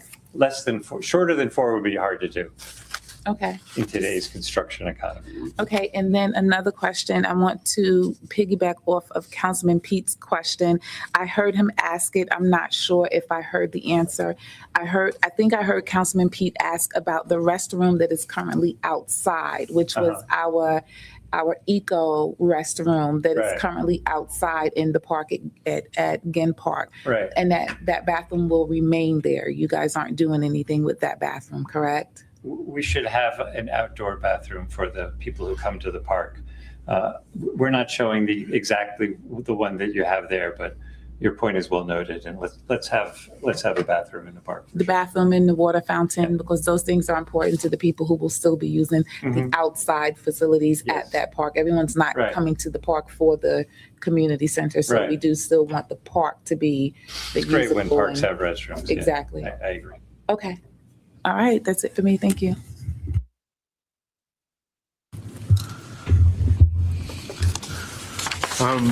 First of all, thank you for due diligence. I know we took a couple extra weeks to really showcase this and show this off, and so I'm excited for what you have here. I think it's very close. I'm team pool, so I'm not gonna harp on the Ginn Park.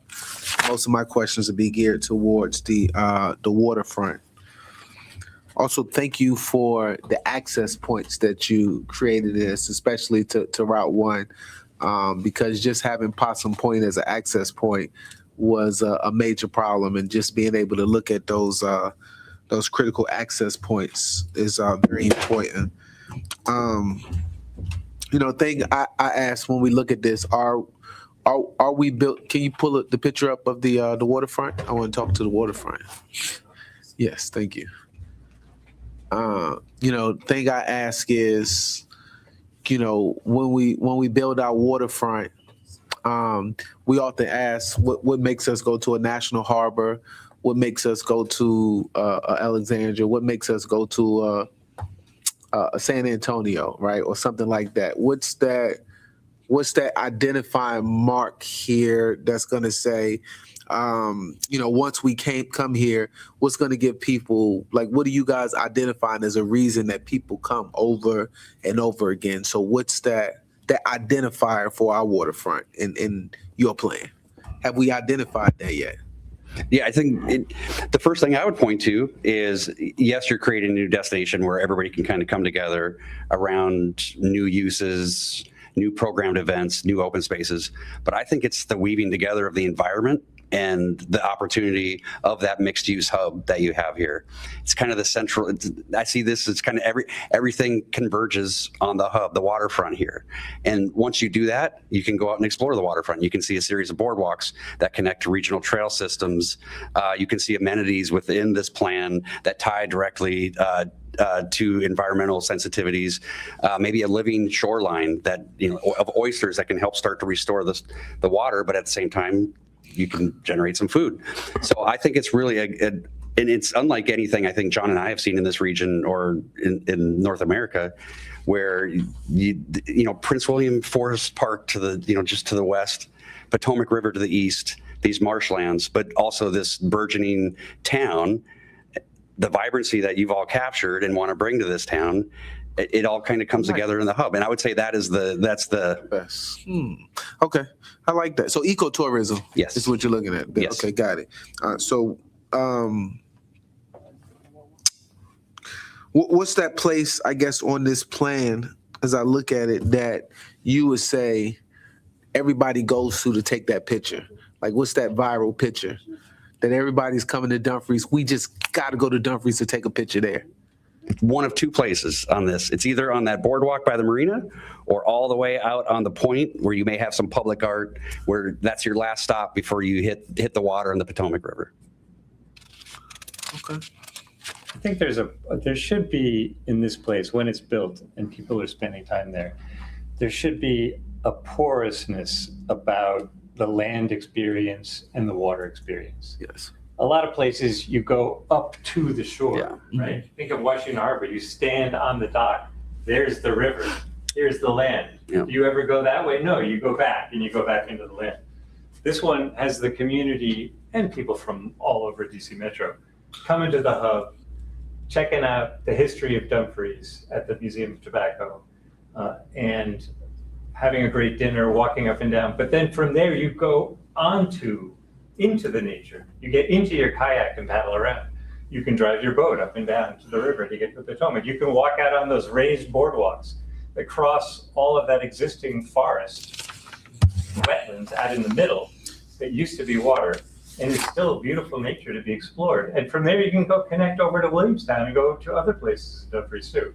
So I think it's about this moving back and forth between the land parts and the water parts is going to be really distinct. And just to add real quick, this is also a regional connection. I could see water taxis taking you to National Harbor and to DC and back for an evening. I could go and take a break. This is going to be Or bringing people down from the National Harbor to Dumfries. Bringing people to you. There you go. There you go. That's what I meant to say. Yeah, okay. I'm just checking.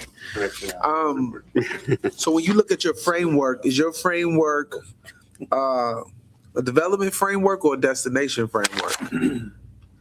I think the destination that the framework establishes, or the development that the framework establishes, creates the destination. Look at it as a canvas that you will then paint the picture of what land uses, the heights of the buildings, the uses throughout. But I think that next process is where you're going to really start to put the skin on the bones of this framework and start to dial, because the way we've set this up with the place types, Councilman Pete, you recognize that is there are three relatively different types of development that we foresee. And that place type development starts to move you towards the regulatory piece, which you will need when you want to have that master developer or someone wanting to come in and build something. So we look at that next process as starting to put more of the regulatory language into place to make that a reality. Yeah, I think what National Harbor did well in sitting down, me and the former Plan Jatinder went up there in 2018.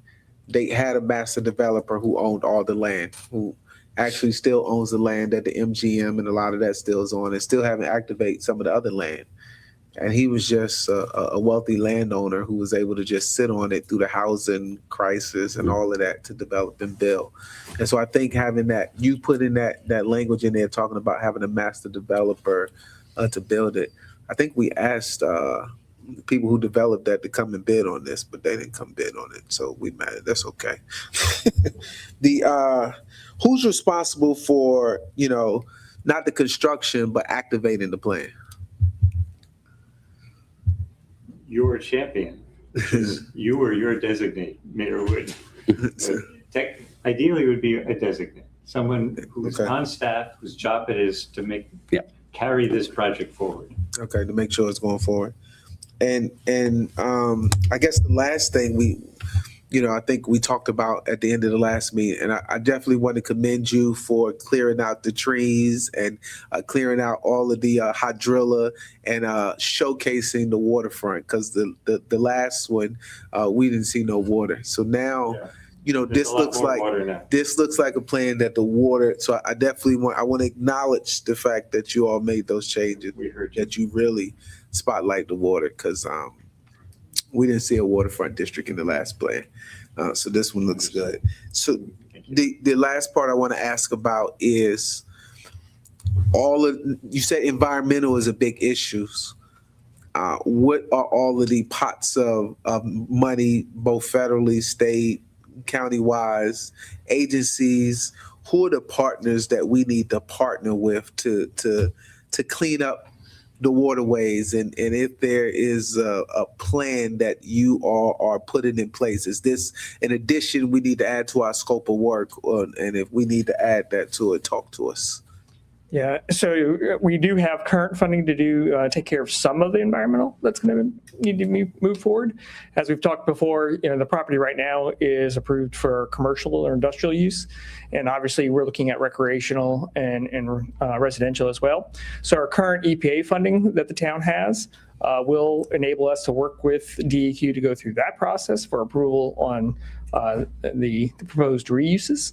But then moving more importantly to the waterfront issues and opening up and the waterfront and doing that, we will need to partner not only with EPA and DEQ, but also U.S. Army Corps of Engineers and many other agencies to kind of mitigate the effects of maybe dredging the creek and maybe even relocating some wetlands and things like that to kind of open up that area. So there'll be a bunch of agencies on that.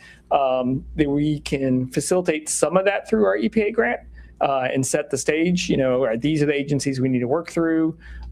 This is what we're going to be required. And then it'll depend on their processes and their requirements, on what we'll need to do to move forward with those applications.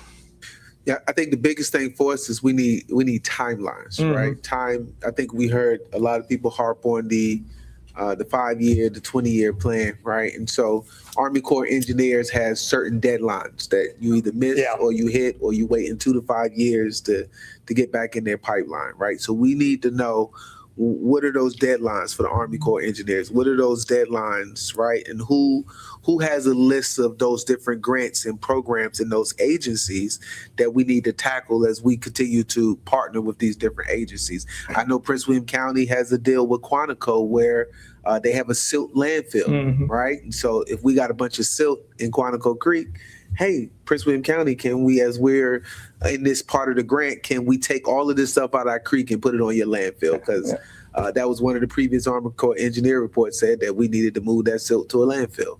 So now that's the part of, we got a plan, but there's still parts of the plans that we don't know because we're not, we don't have all the environmental specialists. We don't know all the different agencies we need to partner with.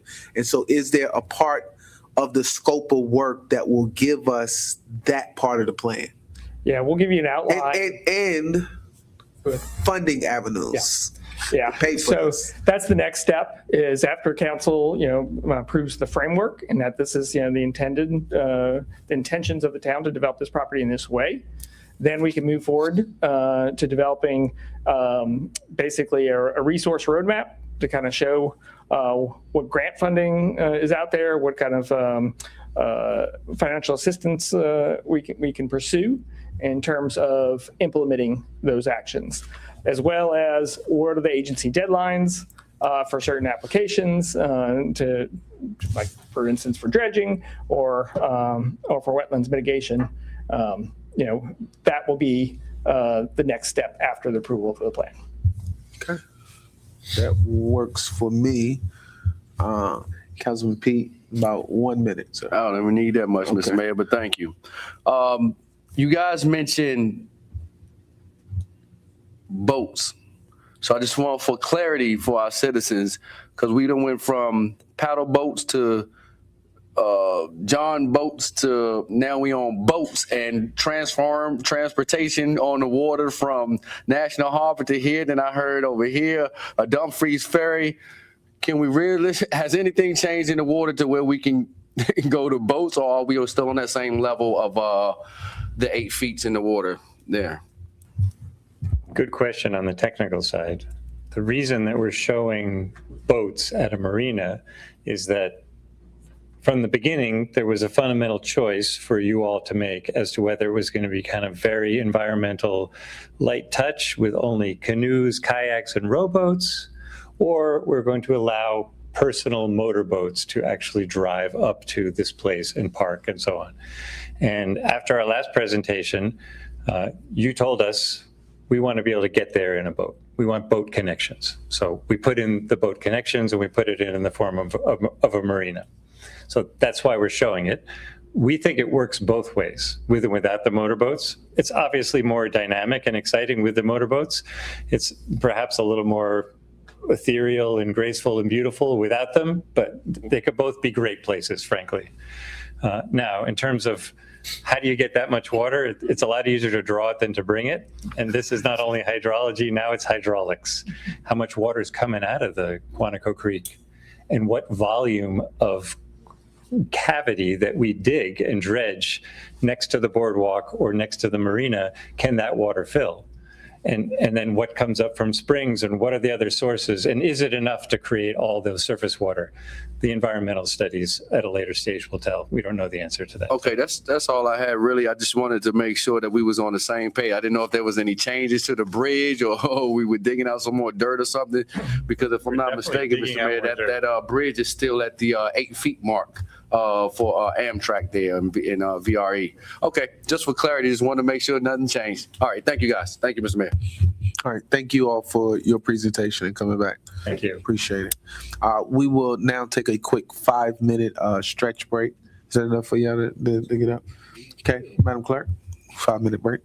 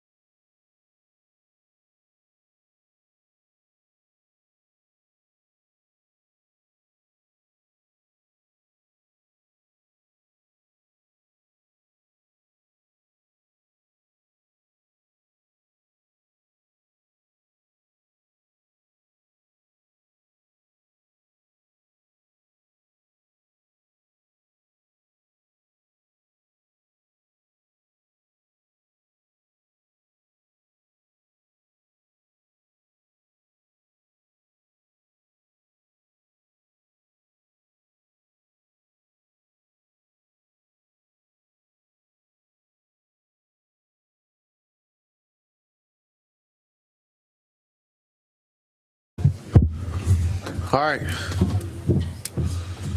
Little Mr. Harlem Cooley. All right, next on our agenda is the town manager's report presented by our town manager. Madam Manager, the floor is yours. Okay.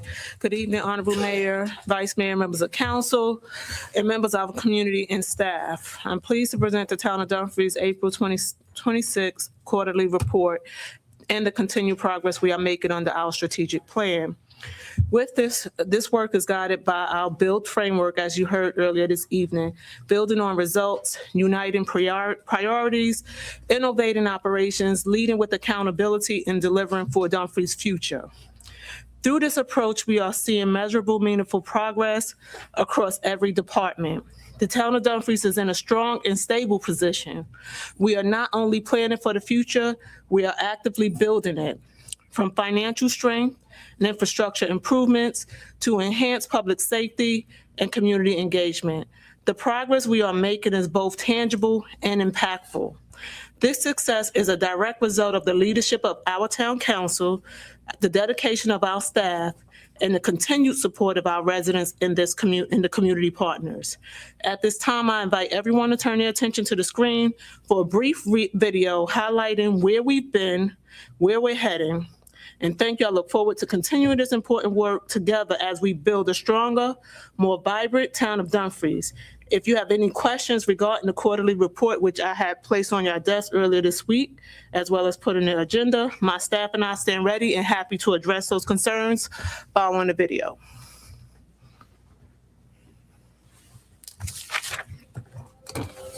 Good evening, Honorable Town Council, residents, and distinguished guests. Since my appointment as town manager of the town of Dumfries in April 2023, it has been one of my greatest honors of my career to serve this community. From day one, I committed to leading with purpose, serving with heart, and delivering meaningful results. Over the past year, we have remained focused and intentional in turning that commitment into measurable progress for the town of Dumfries. 2025 was defined by execution. We did not simply set goals, we achieved them. Our work was guided by a clear framework, to build, unite, innovate, lead, and deliver. We strengthened the town's financial foundation by securing our first ever credit ratings of an AA- and Aa3, while increasing grant funding by 3,700%. These milestones validate our strong fiscal management and position Dumfries for long-term success. We also completed our first public bond sale, generating meaningful savings for Dumfries residents while continuing to invest in our future. In addition, we achieved our second consecutive clean audit, setting high standards for transparency and financial excellence. Our commitment to growth and development remains strong. We marked a major milestone with the waterfront key ceremony and the successful closing on the Campbell property, advancing our vision for Dumfries waterfront and positioning our town as a destination for economic opportunity and unique waterfront charm. We also established the town's first economic development authority and welcomed new development, including the opening of a Wawa and the continued progress on the waterfront. We further strengthened our administrative foundation through strategic staffing restructuring and the onboarding of key leadership roles. This included the introduction of the police corps classification and the creation of the accreditation manager position, enhancing retention efforts and supporting professional oversight within our police department. Beyond finances and development, we remain focused on what matters most, our people. We hosted 26 community events that brought residents together and strengthened our sense of unity. From the Easter egg hunt and the summer concert series to the fall festivals and many other programs, we created meaningful experiences that reflect the spirits of the town of Dumfries. We also continue to innovate in how we serve our community by enhancing communications through Dumfries Citizen Connect, improving internal operations, and strengthening collaboration across departments. Looking ahead, we are investing in the next generation by relaunching the Youth Advisory Committee and expanding opportunities for engagement, leadership, and inclusion. We also began demolition to make way for the Future Pride in Washington Community Center. It's not just about vision, it's about execution, accountability, and results. As we move forward, we remain committed to building on this momentum, uniting our priorities, innovating our operations, leading with accountability, and delivering for the future of the town of Dumfries. Together, we are not just growing, we are building a stronger, more connected, and thriving town of Dumfries.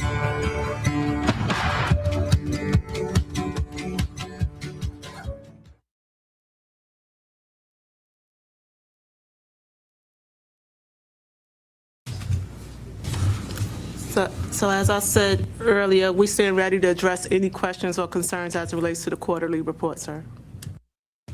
Okay, council. All right, Vice Mayor. Congratulations on a great 2025. We have made some remarkable strides. We've had some remarkable accomplishments, and it is in no small feat. And with great thanks to your leadership, continue to do the great work and to be the magic behind the curtain. Thank you for all you do and for your staff. Councilman Pete. Thank you there, Mr. Mayor. Town manager, I want to piggyback off what the vice mayor was saying, and definitely to your great staff that comes in here every week and put in their work, whether it's remote or whether it's here in the building, they are putting in their work. And I really want to say thank you guys, because y'all putting in that work. Keep doing what you're doing and keep excelling. You have a great leader here in your town manager.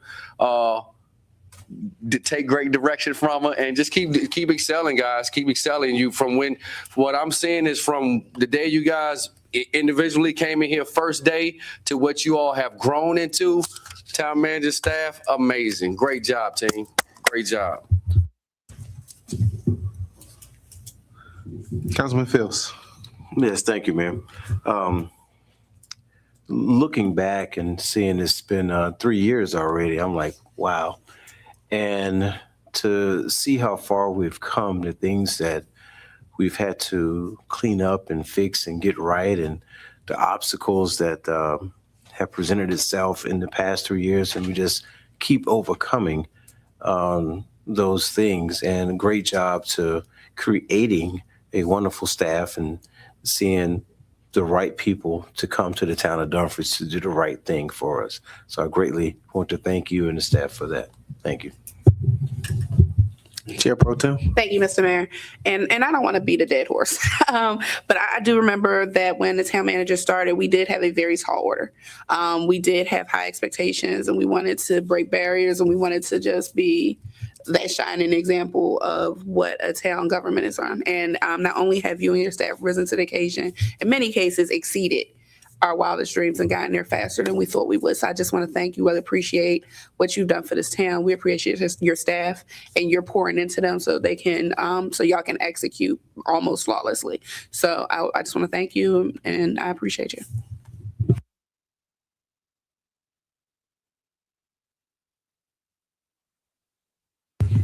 Echo the sentiments on the report. Great video, great presentation.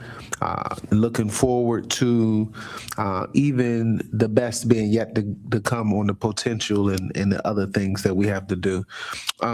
Couple of things I wanted to note or ask for, just some community ask. What we're seeing more of in the community is commercial vehicles in a lot of the neighborhoods. So I don't know if anybody else, but I'm getting pulled in the ear and tugged on the shirt about, I guess they're calling and they say we don't have, they say the police is telling them that we don't have signs up that say no commercial vehicles. So that's why the commercial vehicles are showing up. They think that people are coming from other neighborhoods, parking their vehicles and driving off and leaving and don't even leave there. So that's one of the, I think the biggest complaints I've been getting. And then, I don't know, what to do about if we have the street sweepers coming back out, and what are we doing on the trash days, specifically when the signs are labeled, don't park in certain areas, but I think people continue to violate it, and I don't know what we can do, but I wanted to make sure that I told the people I would bring it up in the meeting, so I'm making sure I say it on the record, that those are some of the complaints that we've gotten, and I know others have heard about that. Madam Town Manager? So I did meet with Public Works in regards to the commercial vehicles. They are working on ordering the signage so that the police department can enforce. I will meet again with the police department to talk about trash enforcement. In regards to street sweeper, I will have an update to council probably later this week, okay? With the schedule. Councilman Pete. All right, last two, Town Manager. We spoke about this we've been speaking about this for several years. The second day for trash pickup. If we can revisit that again, and if you can bring us some information on that, because we tight right now as far as trash go, and it is it's becoming exceedingly and abundantly outrageous with the trash cans. Because, we had bigger trash cans, but with the old administrator several years ago, they condensed them into a smaller lime green trash can, and that's okay. But if we can look into that extra one there. And then the last one, shifting over to, I've been speaking about this for 2 years, a year and a half. I need PD to up and get Memorial. That's it. That's all. Thank you, Mr. Mayor. Town Manager. So in regards to the second day of trash pickup, we are in the process of an RFP. We will bring the estimates back to council for a decision to see whether or not council would like us to increase the trash pickup. But that is one of the considerations we have in the RFP process. And I will meet with the chief in regards to the additional enforcement at Giddings Memorial Park, sir. Okay? Thank you, Town Manager. Thank you, Mr. Mayor. That's all I have. Can you share the scope of work on that trash with the council? Of course, I Okay. can share that with y'all. Yes. Okay. Didn't know we were out there. Okay. All right. So next on our agenda is the consent agenda, approving scheduling the public hearing for our capital improvement plan, approving the resolution for the envisioning Dumfries documented associated with the concept plans for the waterfront. I think we may have to pull that, so we may have to vote on an A or a B on that. So I think we'll pull that one and move it down to the first action item to talk about, because we need to actually vote on the concept plan. And then the last consent agenda item is, we need to pull both B and C. All right, so we'll pull both B and C, and so I guess right now we just going to leave on the consent agenda a motion to approve the scheduling of a public hearing for FY 2026-27 capital improvement plan. Motion to approve the consent agenda as amended. Second. Okay, it's been motioned and second. Any discussion? Seeing none, Madam Clerk, do you need clarity? Are you good? All right.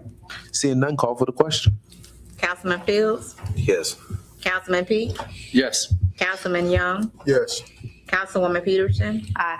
Chair Pro Tem Miles. Aye. Vice Mayor Nickerson. Yes. Mayor Wood. Yes. That motion's passed. All right.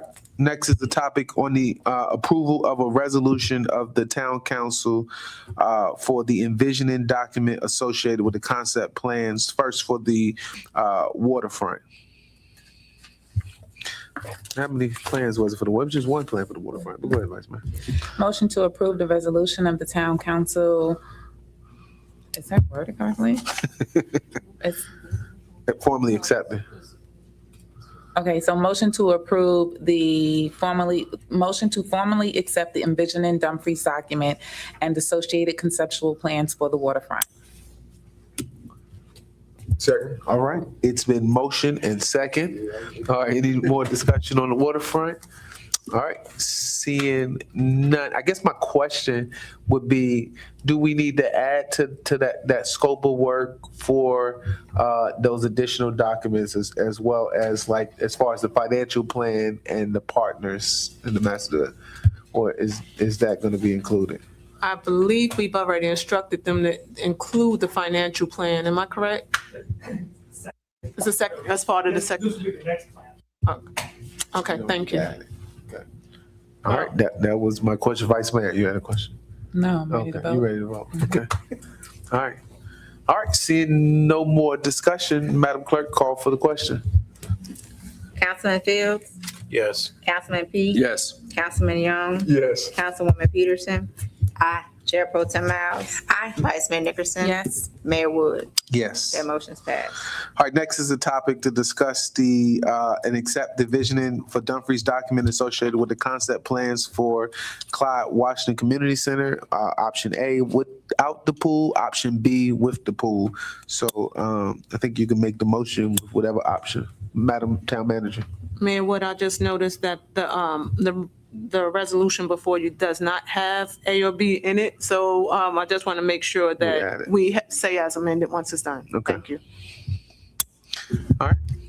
Motion to approve the resolution formally accepting the Envisioning Dumfries document and associated conceptual plan for plan with the pool for the Clyde Washington Community Center is my motion. I second that motion, Mr. Mayor.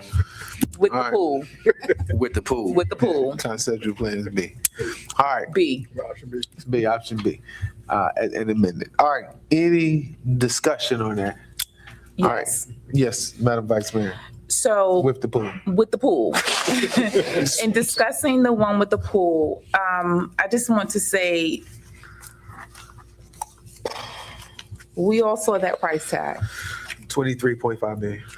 That is a very hefty price tag for a small town, and I recognize that. And I am one of those who have sat here and have talked very much about fiscal responsibility. And I understand and appreciate the importance of fiscal responsibility. I see this price tag as a drop in the bucket when I think about the investment in this community, because this recreation center is an investment in our community that no one else has been willing to make, nor has anyone else before us been able to make. And we are finally able to invest in our community in a way that it deserves and has deserved for many, many years. So now that we are in a position to invest in our community like this, I don't want to have any regrets. I'm doing so with sound mind, sound heart, because our youth needs this, our community needs this, and I hope they see that we're doing this because we see the power of investing in our community. This community center will bring an opportunity for growth, for empowerment, through recreation, through communityness, through being able to thrive together, to enjoy each other, through recreation, through learning, through sports, through all the things that it takes to enrich a community. And this is not small, this is big. This is a moment to celebrate because we are doing a major thing here. And it's a lot of money, y'all. And we're gonna have to figure out how to make it work. And I know I have full faith in our staff and our town manager to make this work in a way that will be done fiscally responsibly, but it's worth it. And I know that everybody may not agree, and that's okay, because when it's all said and done, I know we'll all enjoy it. And so I do so, like I said, with sound heart, sound mind, and with no regrets. Councilman Pete. Well said there, Vice Mayor. You couldn't have said it no better than that. You know, my take is this for wanting to bring that down here to the area was that our children needed it. You know, it was, like I said, as far as developmental go, it's very big and instrumental for our children to be able to develop in a recreational sense that's secured and has staff to overlook them while we're growing. So I'm not gonna take up too much time because Vice Mayor, you knocked that one out the park. You know, I was spending. I love my rec center, my babies and everything, but well said. And again, town manager, town council, town staff, we all are doing a great job. Thank you. I'm glad that we're getting it right this time. You know, the community asked for the pool. It was a part of the community discussion, although we sent you back. I know y'all thought the price tag would be too ridiculous for us the last time. So I'm glad that we brought the pool back. We pushed for it in the first design, but we got it in the second design. So I'm happy to see that. Two, we pay taxes, residential property taxes to Prince William County, as well as we collect taxes in Dumfries. There's a tremendous partnership opportunity with our county because it's going to be a regional community center that helps up. And we have doubled the amount of revenue that we sent up to there in the last 7 years, 108%. I'm just going to say that. I'm saying that quite clearly for the record, 108%, meaning we doubled the amount of revenue we sent to the county with no investment back into the town of Dumfries. And I can say that very clearly. And so when we look at building this, we have a tremendous partnership opportunity for them to invest in us building this community center. 3, this comes with a business plan. Right, this becomes a business, right? We have a pool, we have rec services, we have basketball. There's going to be full-time staff, there's going to be part-time staff. This project, although it's costing us $23 million, I can promise you that we will find a way to make this cash flow positive. All right, with this business plan and this concept plan that's being built. All right.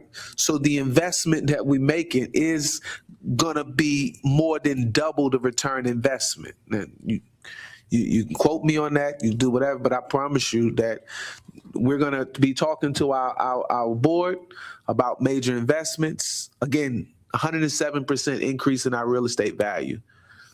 They got 1% they put in their budget towards community service investment. I'm not going to tell you what that value comes back to us, but there is an opportunity for them to invest in this community center that we're building. So I'll leave that there. 23.4, you're absolutely right. I attached myself to everybody else's comments, but I wanted to put those 3 points out there for the record, and you can call for the question. Councilman Fields?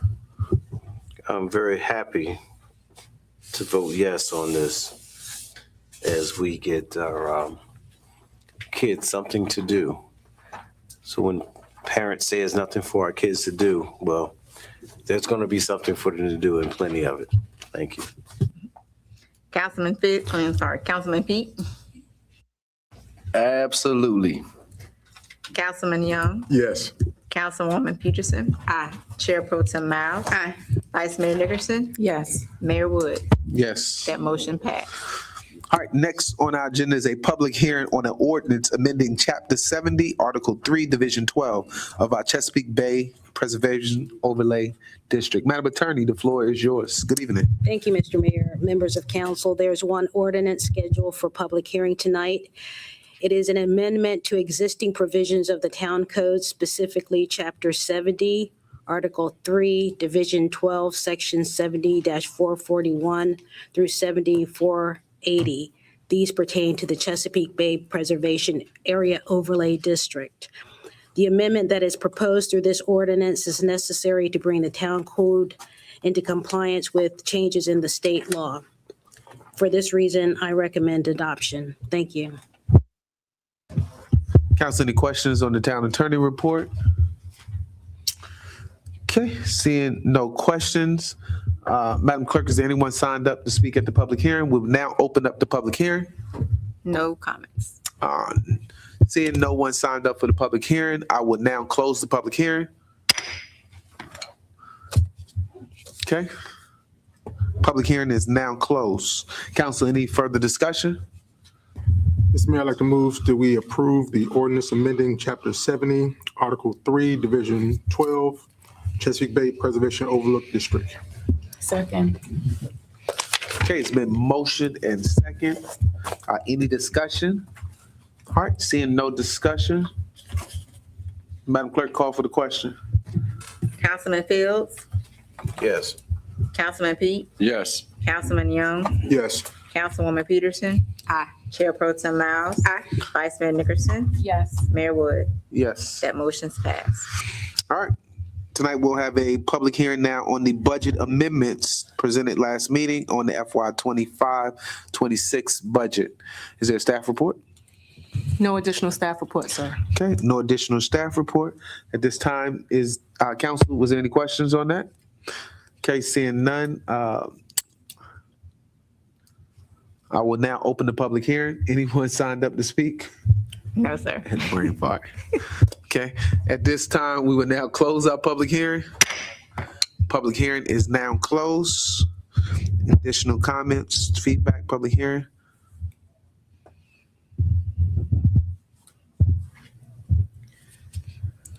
Chair Pro Tem. Yes, Mr. Mayor, I'd like to make a motion to approve the budget amendment on the FY 25-26 budget. Mr. Mayor, I second that motion. Okay, it's been motion and second. Any discussion? Okay, seeing none, Madam Clerk, please call for the question. Before I call for the question, just for clarification, can we make sure that included by ordinance, please? As requested. Thank you. Okay. Councilman Fields, Yes. Councilman Pete, Yes. Councilman Young, Yes. Councilwoman Peterson. Aye. Chair Pro Tem Miles. Aye. Vice Mayor Nickerson. Yes. Mayor Wood. Yes. Motion's passed. Okay. Next on our agenda is a public hearing for the hearing on the proposed all funds budget for the 26-27 budget. Madam Town Manager. Mayor, council, you have before you an ordinance making appropriations for all funds budget for the fiscal year commencing of July 1st, 2026 through June 30th, 2027 for all funds budget approximately 18.9 million with the new tax rate of 0.850 for your approval. Thank you, sir. Thank you. Pete, second.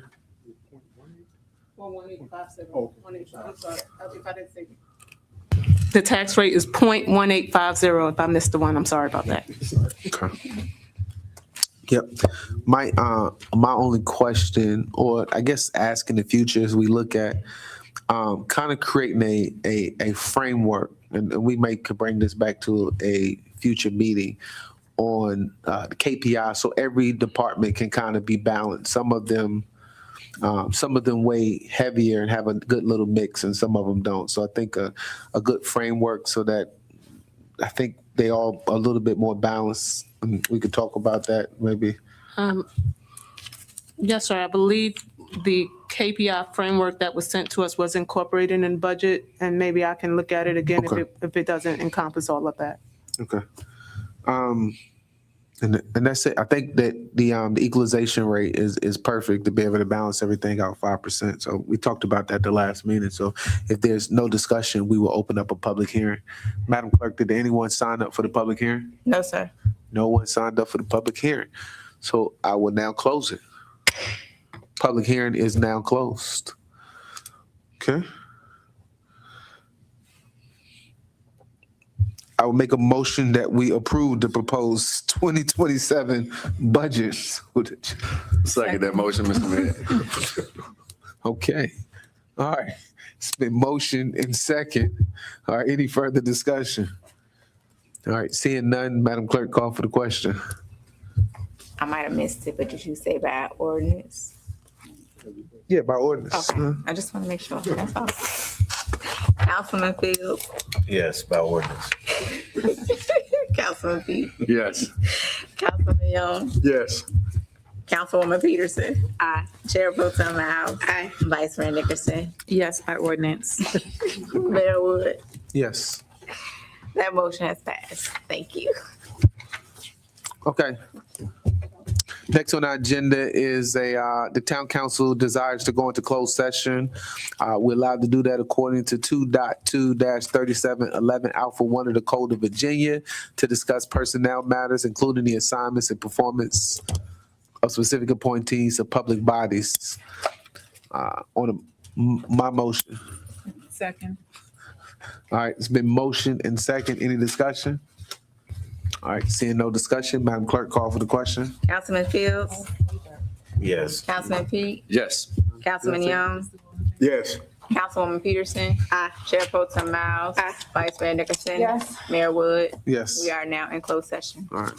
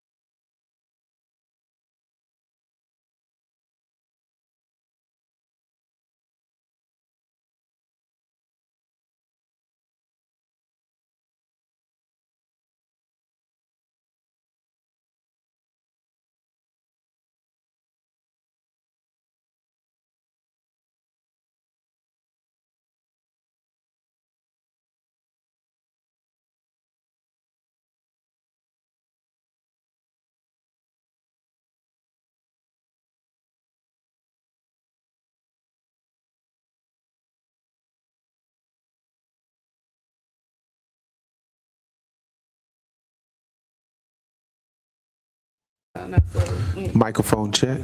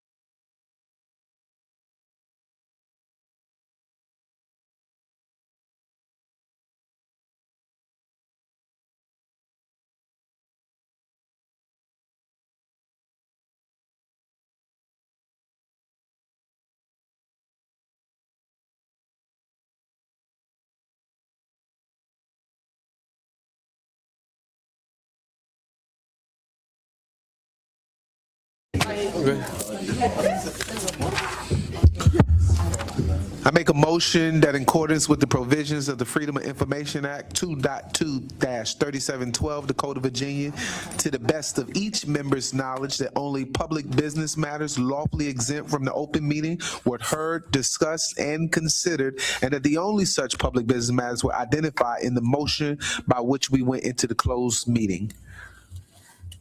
Second. It's been motioned and seconded. Is there any discussion? Seeing no discussion, Madam Clerk, please call for the question. Councilman Fields, Yes. Councilman Pete, Yes. Councilman Young, Yes. Councilwoman Peterson. Aye. Chairperson Miles. Aye. Vice Mayor Nicholson. Yes. Mayor Wood. Yes. We are now back in open session. Back in open session at 9:28. This meeting is adjourned. Not